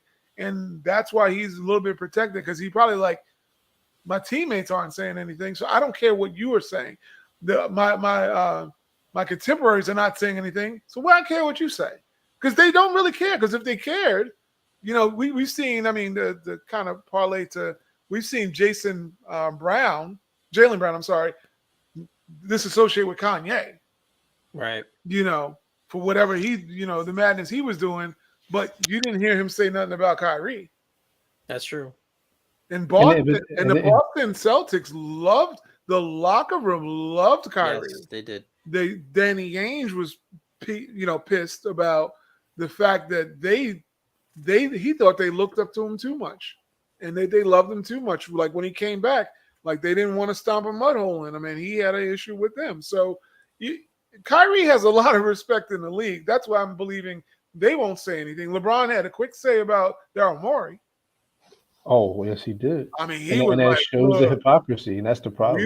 We don't need to know about what the Chinese are doing. You need to leave that alone because I got shoes over there. Mentally, physically, emotionally, financially. Shut up. Yeah. Sorry. I do want to give props to Nick Friedel, who was the journalist who was asking Kyrie the questions. Yeah. I have a love-hate relationship with a lot of sports media, but he was fantastic. That was he was great. Defense and offense. He was that's how you ask questions. Yeah, is how he did it. He was being a journalist, which is very rare nowadays. He was being a journalist. And I feel like in that moment, if Kyrie would have had a lucid response, it would be over. What more could he have done? But he got adversarial, and sometimes when you're young, and you have a lot of money, and is he technically a millennial, right? Yes, he's a millennial. He's definitely a millennial. That's your response. That's your trigger, right? That's what you revert back to. So, but again, it's because he thinks he thinks he's smarter than everyone. So he doesn't think he owes anyone an explanation because you don't know what I know. That's Kyrie Irving in a nutshell. That's what you just said, Eric, was absolutely true. When you watch that, and if you watched him, period, it's about you're a peon. You idiot. You would never be able to get what I got. And that's exactly it. And that's what happens when you read your own newspaper clippings and all your highlights and say, I'm the greatest thing that ever been made. And then you have people who are saying you're the greatest thing in the locker room. This guy was arrogant enough No, no offense to. I mean, Steve Nash might not be a great coach. I don't know. I don't know. We won't know because of who he was coaching. So I don't know how great he could be or whatever. But that dude was a 2-time MVP back to back. The arrogance of you to go to your coach's house and tell him he didn't earn the 2 MVPs that he had, and that you needed to give back one to the Black Mamba who's in his grave because you stole it. The audacity. The audacity lets you know Kyrie thinks he's above Steve Nash. And I'm not being funny. He's a greater scorer than Steve Nash is. You know, when you get to the flash of the game and the ability to light up. But Steve Nash was one of the best basketball players I've seen. I mean, he didn't get those MVPs. I mean, I know people want to colorize it or whatever. Phoenix was damn good those 2 years. They were the best team in the league. They were the best team in the league. You know, was it any better game to watch than watching the Phoenix Suns, probably outside of the Sacramento Kings with Webber? That was a fantastic team to watch. They were. And it didn't work without Steve. So who was the head? Who was the head of that team? Steve Nash. He made everybody look like genius on that team. So he deserved the MVPs. I mean, if you're going to give it for scoring, clearly Shaq could have won, Kobe could have won. But team success is part of winning an MVP. And his team were the best team those years he won. So to go in there and negate him, how do you negate somebody who's a 2-time MVP? That's like Gilbert Arenas doing that to Giannis. Like, oh, you could get better. You could stop carrying guns into the locker room too, couldn't you? With your hibachi ass, anyway. Yeah, hibachi ass. But you're cooking guns and cooking food. Come on, dude. We do know one thing: Steve Nash does not have to worry about Kyrie Irving anymore because there was a mutual agreement by him and the Nets to part ways. So Steve Nash is no longer the head coach of the New Jersey Nets, of the Brooklyn Nets. They're still in New Jersey. Don't worry. Might as well be. It's a swamp. So I think you could. I just think that whole situation's crazy because they got Atkinson fired because they wanted Nash to be the coach, and now they did it. That's fractured, and Nash is like, I don't want to deal with this crap anymore. I'm leaving. It just that whole situation is crazy. I don't feel bad for Steve Nash because I think he's relieved now. Oh, absolutely. I think he's taking a deep breath at home and chilling. I know he still lives in New York. He's raised his kids here. I know he loves the New York area. He said in his statement he loves Brooklyn. He's so cool, good for Steve to get out of this mix. But the other part of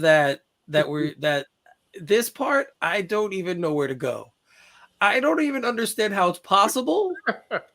I keep trying to think about in my head how this is even possible, how it's going to happen.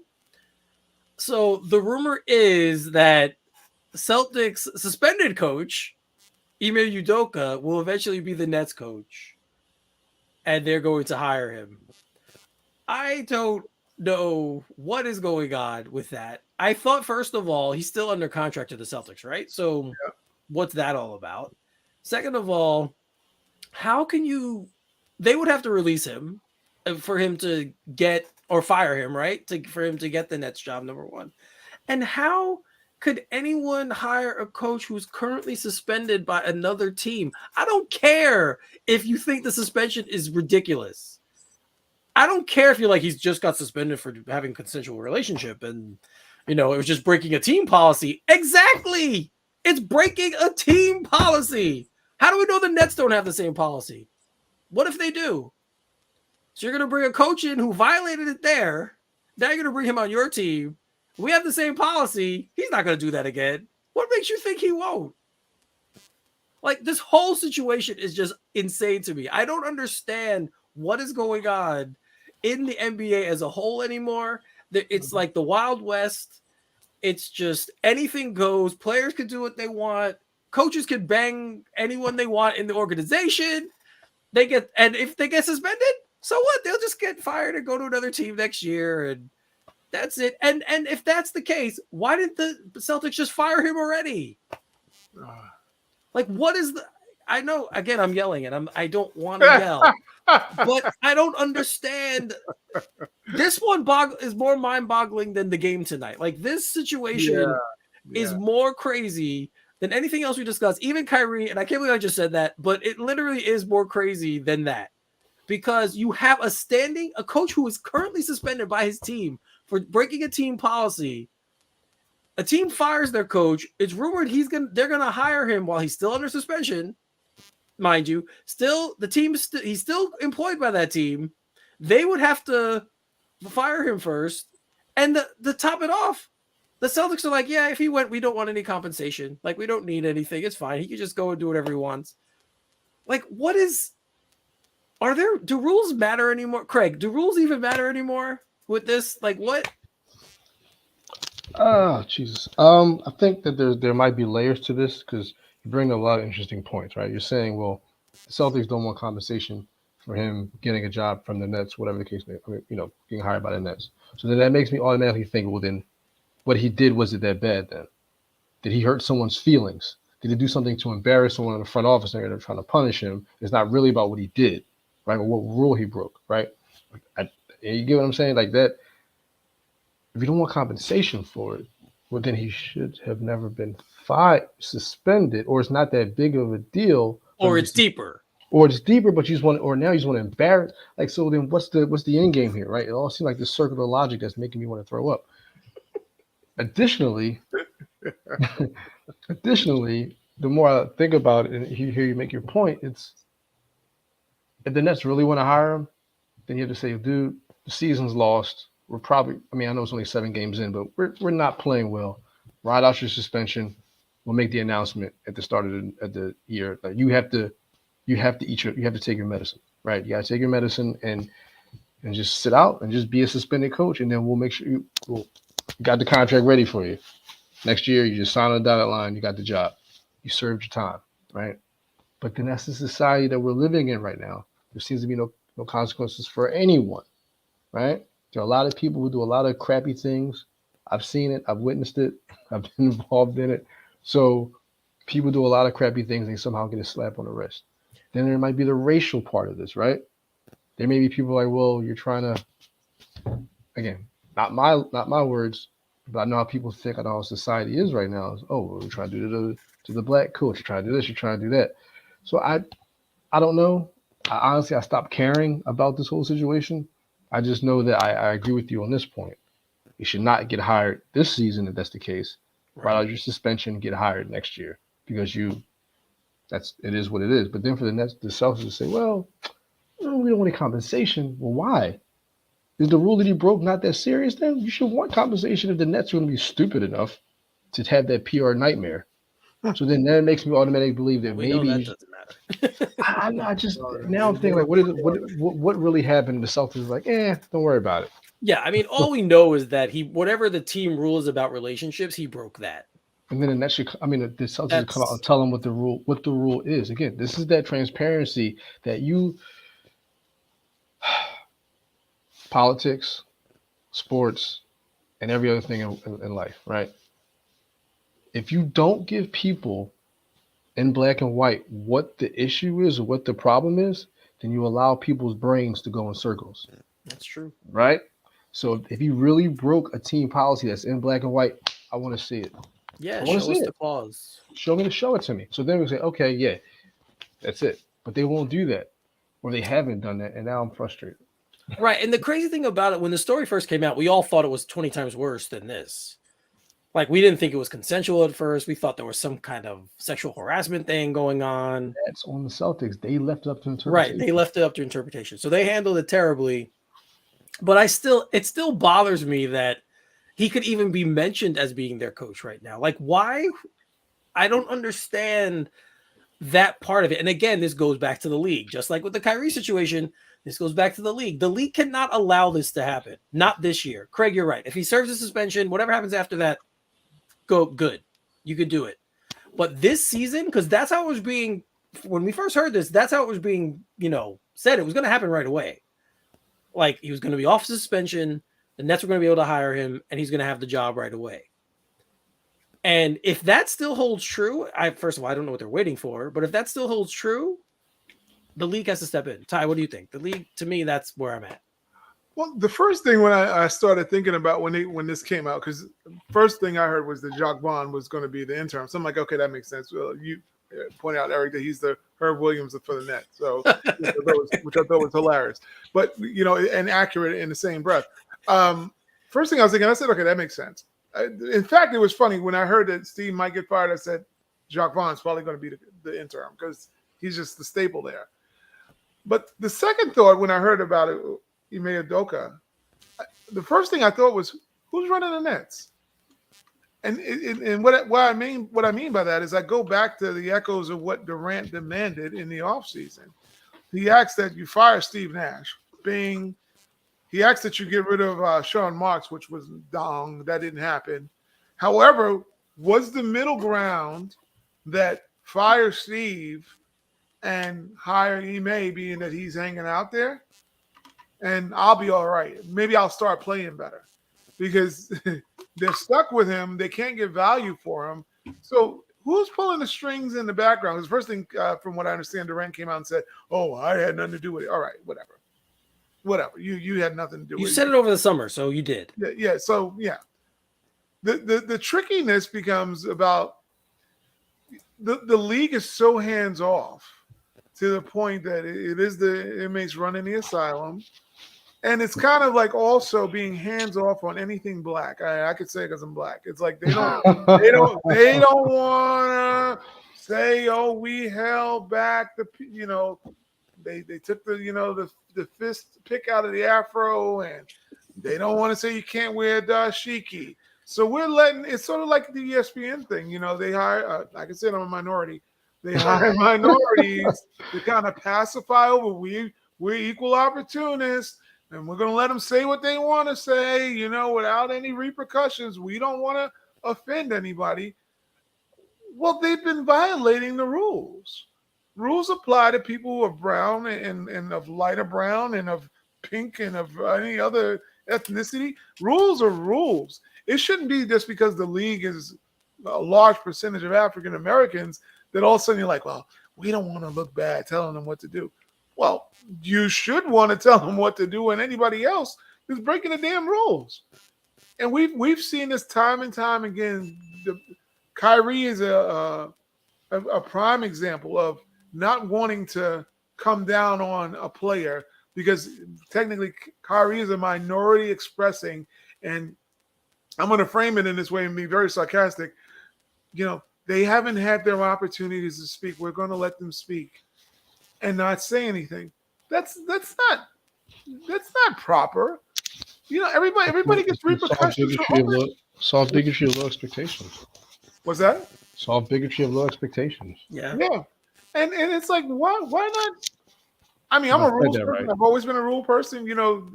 This is what you have to do. This is, they're in place for a reason, so you don't have chaos. And right now, the NBA has that same chaos. To think that Ime could get a job, I was thinking he was done. I'm like, this dude won't get a job ever again, and they're deservingly so. If you went into a job, or I went into a job, and you're sleeping with maybe a higher up's wife or whatever the story was. I mean, we don't know technically, but that's what it's been speculated is that, dude, you should have been fired.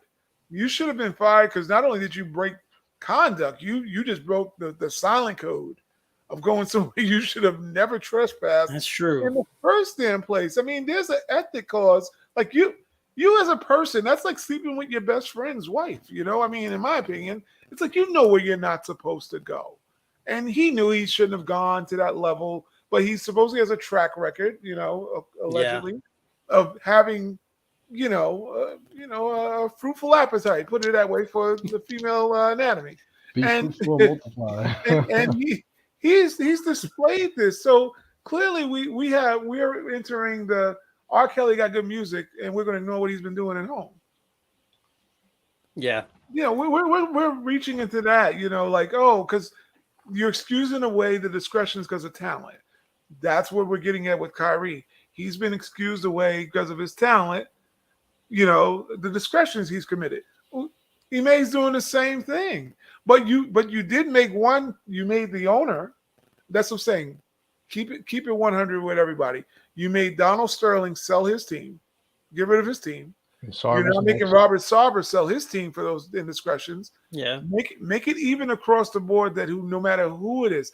That's the one thing I can say about Stern. Stern was going to do what was best for the entire league, even if it caused him to kind of snuff away the referee thing. And, you know, it was about the league. You know, nobody's bigger than the league. He probably gave Michael Jordan the most leeway of the whole entire league in a lot of ways. And even then, I think he sent him away for 2 years, whether they want to say it or not. Right. He's like, you got this gambling, go play baseball. So this will go away, because the reporters were probably catching on to that. He's always did what was best for the league, whereas Adam Silver seems to do what's best for the players. He is leveraged out to the point where this has become maybe the most issified game I've ever seen, because what he's done is that he's allowed these guys to say, oh, 82 games is too much. I need 72 games, and don't give me back-to-backs. There wasn't guys missing they weren't missing no game with even a broken foot in the 80s. And now you're telling these guys, go take 3 weeks vacation. Oh, after the All-Stars, that's too much work. Take a week after the All-Star, and then we'll start back. What? Yep, load management, right? That's everything's load management. That's why these games. That's why it's the way it is now. It's not going to change. Yeah. The league, like, that's the only recourse to stop this. And I think they have to do it. I don't think he has a choice anymore in this instance, because not only it's kind of favoring one side of this, you're also undercutting the Celtics to me if you allow this to happen. Yeah. And I think that when things like this happen, just to show a strong position, you have to take a position. Right? Like, that's how I look at it. Right now, he's not doing anything. Yeah. With the Kyrie situation, like I said, Stephen A. said today, maybe something will come of that. So maybe they're just trying to get all their ducks in a row. I don't know. But with this situation, to me, it's worse because you already have Udoka's already under suspension. Yeah. So you already have a punishment levied on him. So there shouldn't even have been a thought of him being a coach anywhere else. And that came out. However it got leaked, it came out, right? So everyone knew about it. It was literally, Nash got fired. We heard it like 20 minutes later. Shams was up saying, "Oh, Udoka's going to be the next head coach." So I got to shout out Christine, whatever her name is. Okay. I don't follow her on Twitter, but I somehow came across her tweet on Twitter. Mm-hmm. She said she wouldn't be surprised if a Nets player kind of leaked that to Shams. And I'm like, maybe Kevin Durant? Maybe. So I mean, okay, I gotta give her some credit on that one. That's a very fair take. Like, maybe someone from the Celtics kind of like, Shams, like, we're getting Ime, right? So I don't know. I just figured I'd throw that out there, give her a shout out, because she'll never watch this. Kyrie still has ears also, right, in the Celtics locker room. We're going back to the same. They loved him in Boston. He knows Jaylen Brown. So he knows Jaylen Brown very well. They have nothing bad to say about Kyrie in that locker room. Nope. The ownership and fan base clearly had something. I mean, why would they not? With the antics, but they looked up to him. So, and we heard, and he loves Marcus Smart too. Who Marcus Smart was like, "Oh, nobody died." Do you remember that quote? Nobody died. So this is probably just been the back channels, because the players cannot be penalized for talking to each other. Yep. All right, we could literally discuss the Nets and Kyrie and stuff for hours and hours on end, but we've been on for almost 2 hours. So let's wrap this one up. Yes, sir. We'll wrap it up with some closing thoughts, first on the Knicks and then on the rest of the situation. So, Craig, I'll let you go first. Closing thoughts on where, I guess, let's go back to the Knicks. Where do we go from here? Now we're 3-4. Tonight was the first game I thought that they lost, that they should have won. So where do you think, what do they do? Where do they go from here? What do they have to do from here? You better at least win 5 straight. Okay. You better at least win 5 straight, because against this schedule they have coming up. Yeah, you have to, because if you don't, your season's over. Oh. In my opinion. Again, that's a hot take. I'm being hyperbolic. I'm probably upset, blah, blah, blah. But if you lose these games, I just don't know what you can do to right the ship, unless you make a trade at the December 15th. Let's real quickly. I'll just bring up the next few games. So they play Philly, Boston, Minnesota, and then the Nets next Wednesday. So again, guys, we'll be on after basketball game. I'm going to say it right now. They're losing all 3 of those games. You think they're going to lose to Philly, Boston, Minnesota? Mm-hmm. All right. Well, yeah, the Philly and Minnesota games are in Philly and Minnesota. They're definitely losing those games. So They're losing them. It's done. And then Boston. They might win many. That's the only one I might give them. They could beat Boston at home. I might give them that, but we thought they could have beat Atlanta at home. They're going to get smoked at Boston. They're getting thoroughly smoked. Many might be a chance. They may have a shot at Minnesota. Maybe. I think it's hard for me to say right now because in a lot of respects, I don't know what this team is still. I think which is sad to say, but it's sad to say that I don't, but I really don't. I think I thought the transition with adding Brunson and having a point guard would be swifter or faster, but again, it also comes back to the coach for me. I don't think he knows what to do, which is the scariest part of the whole thing. That is it. Because I don't think he knows what to do. Mm-hmm. And, I think he felt, we're just adding Jalen. We have a floor general. We're just going to throw him in there. And the first 2 games, it looked fantastic. But, he's struggling now because he has a bigger bullseye on him. Yes. Teams know now if we need to cut off the head of the snake. So they're doing things to slow him down. And the other guys haven't adjusted yet. And I mean, when that guy the next guy who holds the ball more is Julius Randle. I don't know what to do, where they're going to go from here. I didn't plan on going second, but here I just did. So I don't know. I really have no idea what's going to happen going forward. I did kind of think they would be 3-4, 4-3, but at this point, but after tonight, this loss to me is really sitting with me. So I don't know. I do think they'll play well against the Sixers. I do think they'll play well against Boston because they always seem to play well against them. Under Tibbs, they've always played well against Boston under Thibodeau. So, but are they going to win?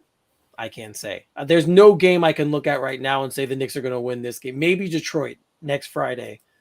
2 weeks from Friday. No, next Friday, sorry. The 11th. So, yeah. That's the next game I see them winning. So, that's where I'm at. All right, Ty, your closing thoughts. Where do we go from here? What are we doing? My closing thoughts is what I did the night before. I went on. I'm going to look around superficially. I went on Tankathon. We're very early. I know. It's bad. It's really bad, but it's just my trigger. I hate being this way. I want to enjoy at least 20 games every year. Then it's like the first 10, and I'm like, nah, I'm going on Tankathon. I'm just going because it's almost like, what was it, the Beacon in one of the Star Wars movies? Like, you knew where the Beacon was drawing you to where Luke was. Oh, he's here. Tankathon's my beacon. I went there and I was like, that's so sad. Where's Scoot Henderson going? All right, so I just simmed the lottery on Tankathon like 12 times, and we got up to the 4th pick of the last one.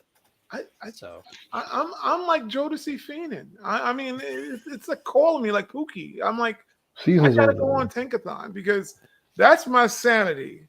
When watching this debacle that happened, Cleveland was a debacle. See, tonight's game was really like the fall. Like I ran for a real fallout shelter, but the bomb was Cleveland for me because I watched that game and I know it's early. I keep trying to say to myself, it's early, Ty. Don't even go on. It's getting early late, bro. It's getting early real late because I'm watching. I'm a trend person. I watch. We were talking about it in preseason. You heard me say, I don't like what Emmanuel Quickly's doing in preseason. And then he gets in the regular season. I'm like, he's doing the same thing in preseason. He's rebounding better, but dude, you can't score now. So I'm looking at all these little things here and there, and I'm like, and then I know that coach, and I'm like, we ain't going nowhere. Where we gonna go? Where we gonna go? I went on and I was like, wow. The first time I looked down, I was like, we have 3 picks in a row almost because all the teams, Washington, Howard, Yeah. we were the 16th when I looked at it. We were 16, Washington was 13, and Dallas was 14 around now, 15. I'm like, oh, we're going to get 3 picks. Or at least be able to group them up perhaps. Because I don't see anyone on the, I'm like Steven, I don't see no one on the Knicks right now. I look at Brunson and I'm like, that's one dude. I can point out that dude. I'm like, every night you're probably going to get the same thing out of him. It's never going to be to the echelon that he's going to be a DeJounte Murray like tonight. He's scoring 20, 30 points and 5 steals. But he's going to give you probably 16, 17, 5 assists, 3 boards, whatever. After that, there's not one Knick, I can tell you, that I'm going to get something consistently from other than maybe a dunk from Obi. And he destroyed that tonight because he didn't even do that. So he tried.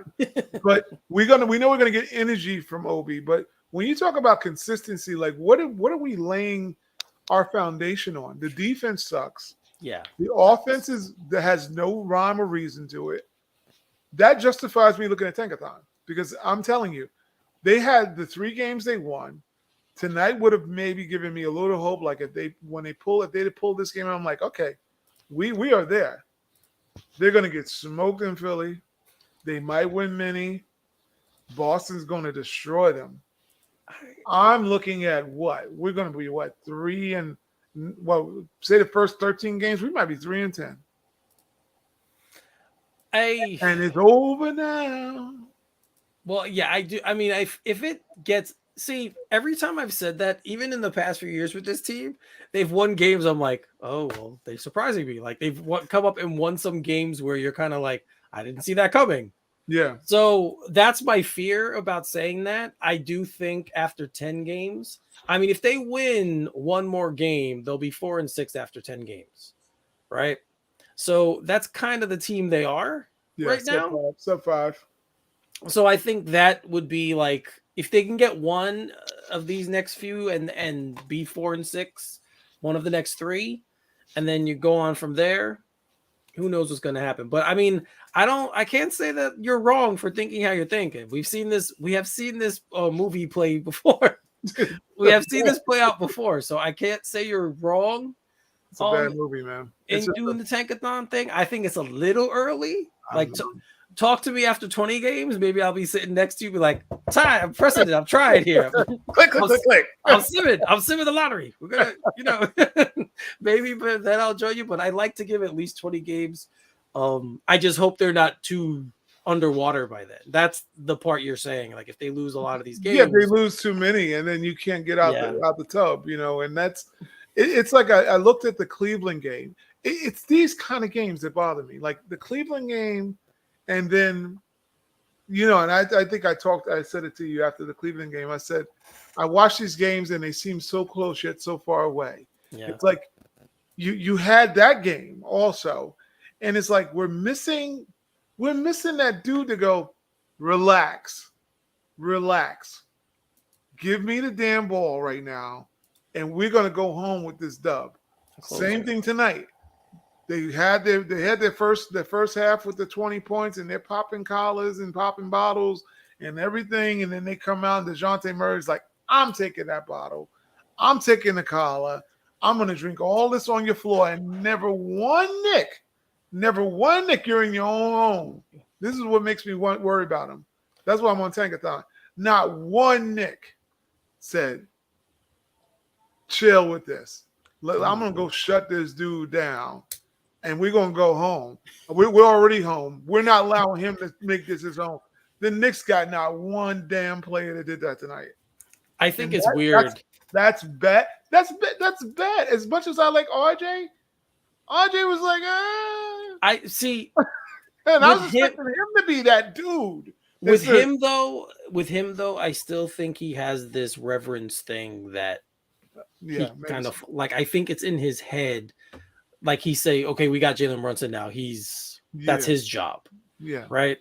But it seems like every year he does that, and then he gets mad. Yep. Then he And- gets mad. Yeah, and then he kicked. So I still have hope for him because I think he's gonna figure it out how to play with these guys. He will. I think he might. It might be too late when he figures it out. That's my biggest thing. Is like I was expecting. I think my expectation for him this year was he was like, Come out. I'm that dude now. Okay, Jalen, you're here. See, that's what I'm saying. The Knicks don't have that play. They haven't had that player yet ever. Like, chill. You're over here. You're my teammate. See, everybody likes each other. See, and that can be a little weird sometimes. I know that might sound strange. People, they should like each other. No, this is not friendship. This is about winning games, and you need to have one whole A on the team that is saying, you know what, you need your Kobe and your Michael Jordan types that are like, I'm not here to be friends with you. I'm here. I'll kick you somewhere. You know, literally, if you're not out here competing every night with the same tenacity that I'm doing it. Like you never think that Giannis Antetokounmpo, you look at him play, he's probably not cussing out his teammates, but he just looks like he's like setting the tone like, oh, we're not losing games. You better not come out here like you're trying to lose. I'm going to come out here and shoot every free throw I can hit and put it, but the effort is there. Like you never feel like you can, like he's accepting less than a win. These guys were casual tonight. They didn't care. But to me, that's where it comes down to coaching, right? Like the coach should be the one saying, you know, at the end of, you know, if we're struggling, get RJ the ball, or if we're struggling, get Julius the ball. I don't care. Get somebody the ball. When we're struggling, he's the guy we need to go to because he's going to make good things happen. Right. And I don't see that here. Chip's like, oh yes, let's just pass the ball around and everyone get involved. He said it in that voice. Well, no, he has a much deeper voice than me, so it's probably like, oh, get everyone the ball. But you know what it is? He is really, and this is more showing, in my opinion, of him. He really don't know. I mean, what I said before. He doesn't know. People want to give him like, oh, this dude's a genius. Well, no, he was a genius on the Celtics because Doc Rivers was doing one half the job, and he was doing the second half, which was what he only is geared to do, which is play defense. None of his teams had great success to the level. He's created a better foundation. He gets guys who are not as talented to work harder than the average person during the regular season. His teams never went anywhere. You know, this is the misnomer about Tibbs. I mean, people don't know the history of I mean, they don't know what's going on. If you're 4 or 5, you don't know, but you should know if you've been watching this game for 15 or 16 years or whatever longer. Tibbs has always been a terrible. He starts off hot because he gets the effort out of guys. He'll win MVP. I mean, most coach of the year because he's gotten a team to max out their abilities in the first year because he's demanding. After that, it has been tragic. After that, Everywhere. He has no offensive bone in his body. He's better off. I mean, he's better off if, you know, maybe the Knicks are waiting for Doc Rivers to get fired. Maybe that's something they're looking for. Maybe he's the Knicks up. In Chicago, he had Derrick Rose when Derrick Rose was a superstar, right? So he had that player who can give the ball to and just go do what you want to do. Right. And then in Minnesota, he had a young team, which he added Jimmy Butler to, which I like Jimmy Butler, but that was a bad mix from the beginning. Should never have brought him in. And they played well the first year, like you said. And then the next season, everything fell to shit. And then we're seeing it happen here again. It's the same pattern every time. He starts out well. You're right. He establishes a culture. The guys buy in. But when it comes down to the X's and O's, specifically of offensive basketball, I don't understand how you could be a coach of basketball for so long and not have one innovative thought in your head watching an entire game. Like, that doesn't compute with me. I agree. But yeah, I mean, again, this is a topic we could talk about Tibbs for hours. We often do. This is a topic we could do a complete show on, and maybe we will. Maybe if things keep going, maybe we'll do going this hard show. I mean, I don't think if they start out as bad as you think, like if they are like at the 20 game mark, if they're like 7-13 or something like that, I think he's gone. I think he might get fired. I think he might get fired. That would be definitely considered underwhelming, given the acquisitions Brunson was supposed to solve the when you think about Knicks history, we have as a fan base and all the pundits have always said, damn, can you get a point guard? Well, we really do have one. Brunson's a very good point guard. He is. So if we're still failing with a really good point guard, one of the better point guards in the league, then whose fault is that but the coach? You can't put it anywhere else. You could say, well, RJ's not hitting his shots, but we have a point guard now. So that can't be that was the built-in, the point guard. Therefore, that's why it looks ragged. Now we have a point guard, and it reminds me of what I said the other day. I said, is Steve Nash still coaching the Nets because they still got the same results? And I said the same thing about Frank Vogel. Is he still coaching the Lakers because you're still getting the same damn results? So, it's the same thing with this coach. You got better players. Hartenstein's an upgrade. He's smart. Brunson's an upgrade. He's smart and skilled. But if you keep losing, that's the coach. Yeah, I mean, this is the most talented team he's had since he's been our coach. Absolutely. And yes, I know they don't have a superstar player, but they have enough very good players to be competitive and to win games at home against the Atlanta Hawks. Yes, they don't have a DeJounte Murray or they don't have a Trae Young. They don't. I'm not going to sit here and say they don't have either one of those guys. But you have enough of the other players to offset that. And like I said, we started. I'm going to close the show with how we started the show. Murray was 14 of 27. The rest of the Hawks were 10 for 30. Yes. No, 30 for 80. They were 30 for 80. And the Knicks bench at one point scored 20-0. Their bench outscored the Hawks bench 20-0, I think it was at one point. The Hawks bench had not scored a damn point. And we lose by you just can't make that up. I mean, we lost by 13, but it should have been worse than that. Like the loss was worse than that. So I don't know. I have no idea. I felt so much better last week than I do after these two games to Cleveland. And the Cleveland loss, I just thought they shot tremendously. Yeah, the Knicks defense is always, but I just thought they hit so many crazy shots. That 3-point shots, Kevin Love, and turned back the clock a little bit, and that kid Wade was hitting shots. So Mitchell did what Mitchell does, but I just thought that was one of those games. But tonight, I saw some old habits pop up again, and it's just one game. That's one way to look at it. It's only one game, but we've seen now the players are struggling to fit in, and I don't know what the coaches are doing to help them. Yeah, well, I think that's the thing. It's like you see the struggles of RJ finding and picking his spots, but it really comes down to having an offensive plan. And the plan has always been, ever since Tibbs has been here, the plan has been give it to that guy and let him do what he wants. Even Emmanuel Quickly, who has said, Tibbs doesn't care, and I quote, what you do on offense, as long as you commit to defense. You can do whatever you like. That's all you can do, whatever you like. You can do whatever you want on offense, but you don't have to do nothing as long as you play defense. And Matt, think about how ridiculous that is.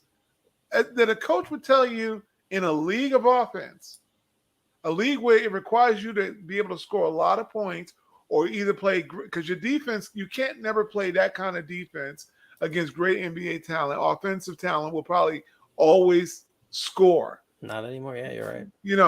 The way these guys throw up these 3-point bomb shots, you can't say I'm going out and defending. That's not going to win you any games. But what you need to have is an offensive system. He might have should have hired Mike D'Antoni as an assistant and see if he wanted to come aboard. He did it with the Nets. With Brunson and what D'Antoni could do, because I know how we always say he made Chris Duhon look like a Chris Duhon. Chris Duhon was looking good. Chris Duhon was looking good as that. But they're missing a system of play that we can rely on. I mean, maybe Steve Nash would be a great assistant in a sense. Can he play? If he could play. Yeah, he could play. But, I'm going to show he played that 7-second. He was the coach on the floor. He was. It's almost like sometimes with Hakeem, like people say, teach us the dream shake. Well, it was kind of instinctive, so you couldn't teach what Hakeem did. Maybe the same thing with Steve Nash. He just was a high intelligent basketball player with great tenacity, in retrospect of the game. So maybe that's what it was. I don't know. He was the master of the pick and roll too. Like that was a nasty player, man. That was, man. He was the Thumbs best. out. He was a nasty dude. Well, I think the show could be summed up as this: when Craig is pushing for Tom Thibodeau to be fired, we know something's changing here. Something's going on. Come to the dark side. I'm there, man. Tonight was it for me. I'm sorry. That's big. When you said that, I almost fell off this couch because I'm like, I would have never thought you would have said that. I like to give people the benefit of the doubt, unfortunately, sometimes. Hey, I'm just glad you finally come around a little bit to seeing this. So, all right, gents, real quickly, say goodbye to everyone. Not Emmanuel, but say goodbye to everyone. Craig, go ahead. Good night, guys. Thanks again for tuning in. Hopefully, I didn't scare anybody away. And as always, it's been a pleasure. Yes, if you guys want to get in touch with Craig, you can see his Twitter account's right there, over there. So Ty, go ahead. At Trey's_son. At Trey's_son 28. Yes. Ty, go ahead. You can find me at Genius Scribble, but you can also find me on Tankathon. Running Tankathon from now on. They will hire me. I'm putting in an application. You can find me there, clicking the hell out of that button and being all thumbs up. Click a click, click a click, click a click. You can find me on click a click because that's my sanity and I'm sticking to it. Yes, and as you guys know, you can follow me on Twitter at Finally33, spell Finale33, as you see there on the screen. You can follow the show's handle on Twitter as well as at all_Nick_up. You can find us here again next week after the Knicks play the Nets again. Every Wednesday, for some reason, they have a game, so we have to wait for the game to end so we can come out. But that one should be a fun one because we'll be talking about the Nets on the court, where all we've done lately is talk about them off the court. So that one should be a little fun. But as always, we want to thank you all for watching. And yeah, I think that's all I have to say this time. So thank again all for watching. And we will see you next week. Take care. Good night.